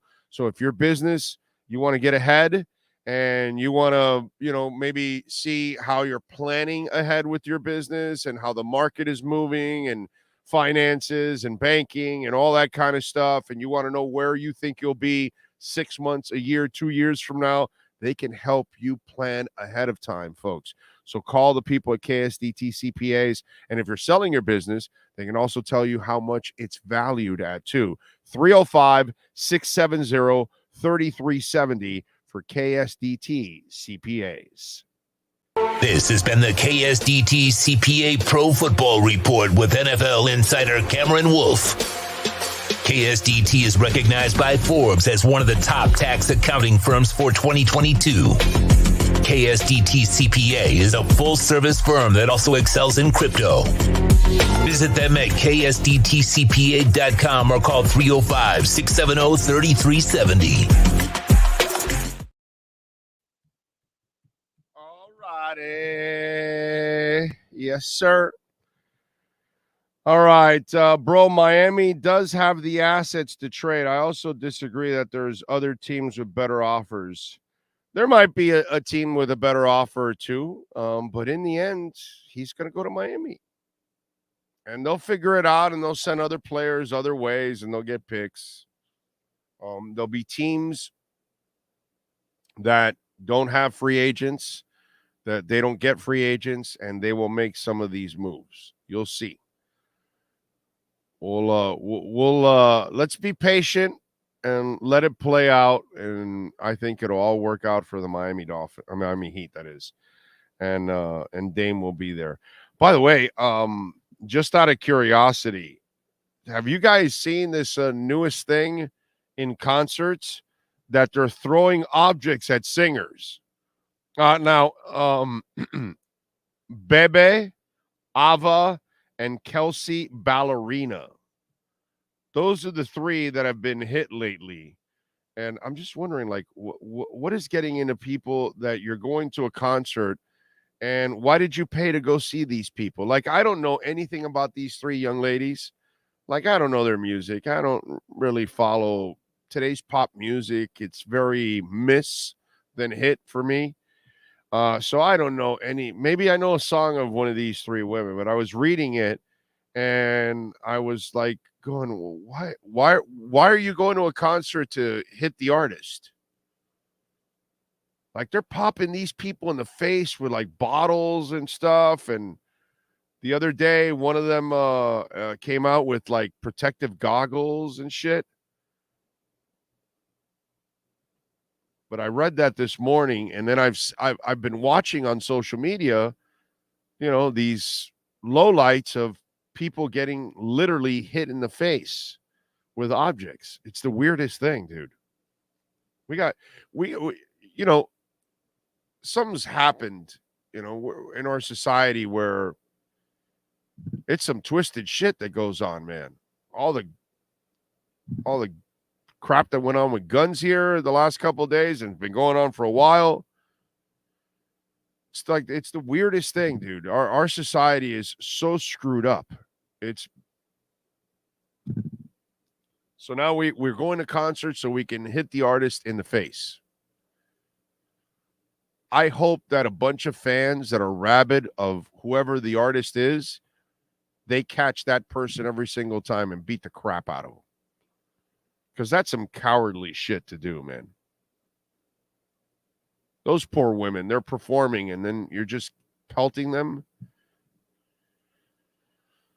Oh, Jesus Christ, dude. That's right, Big O. He's going to Miami cook. Cam just won't accept that Dame don't want Philly. That too. But apparently Philly doesn't want to trade Maxey, right? But it's not, either way, it doesn't matter because he doesn't want to go there. Our artists are going to have the Roadhouse at venues. Yeah, the Cage. Yeah. Like the Blues Brothers also. But in Roadhouse, it was Jeff Healey, right? The blind artist. I believe it's Jeff Healey. I don't know if Jeff Healey still with us? I hope he is. Artists will move to metaverse concerts. Aha. Well, we're going to get metaverse concerts. There's no doubt about that. I can tell you that for a fact. We'll have metaverse concerts. Not that I want to be at a metaverse concert. So, what are you going to do? Anyway, just hang in there, be patient. The Damian Lillard thing will work itself out. They'll figure everything out. I think Dalvin Cook will be here also. So all of those things will work out. All right, we're out of here. We thank Cameron Wolf. We thank Matt Verderam and Manny Navarro. And, of course, we thank Sean Stanley, the man, the myth, the legend that knows how to get it done every single day, mastering this platform. We thank all of you out there. Remember, you can send a donation through Cash App or Venmo at Cash Big O Show. That is Cash Big O Show, Cash App or Venmo. You can also please hit the like button. Very important to hit the like button and subscribe and share the link with folks out there. All right. We will see you tomorrow at 3:00 from Hialeah Park. Same time, same place. Same bat channel.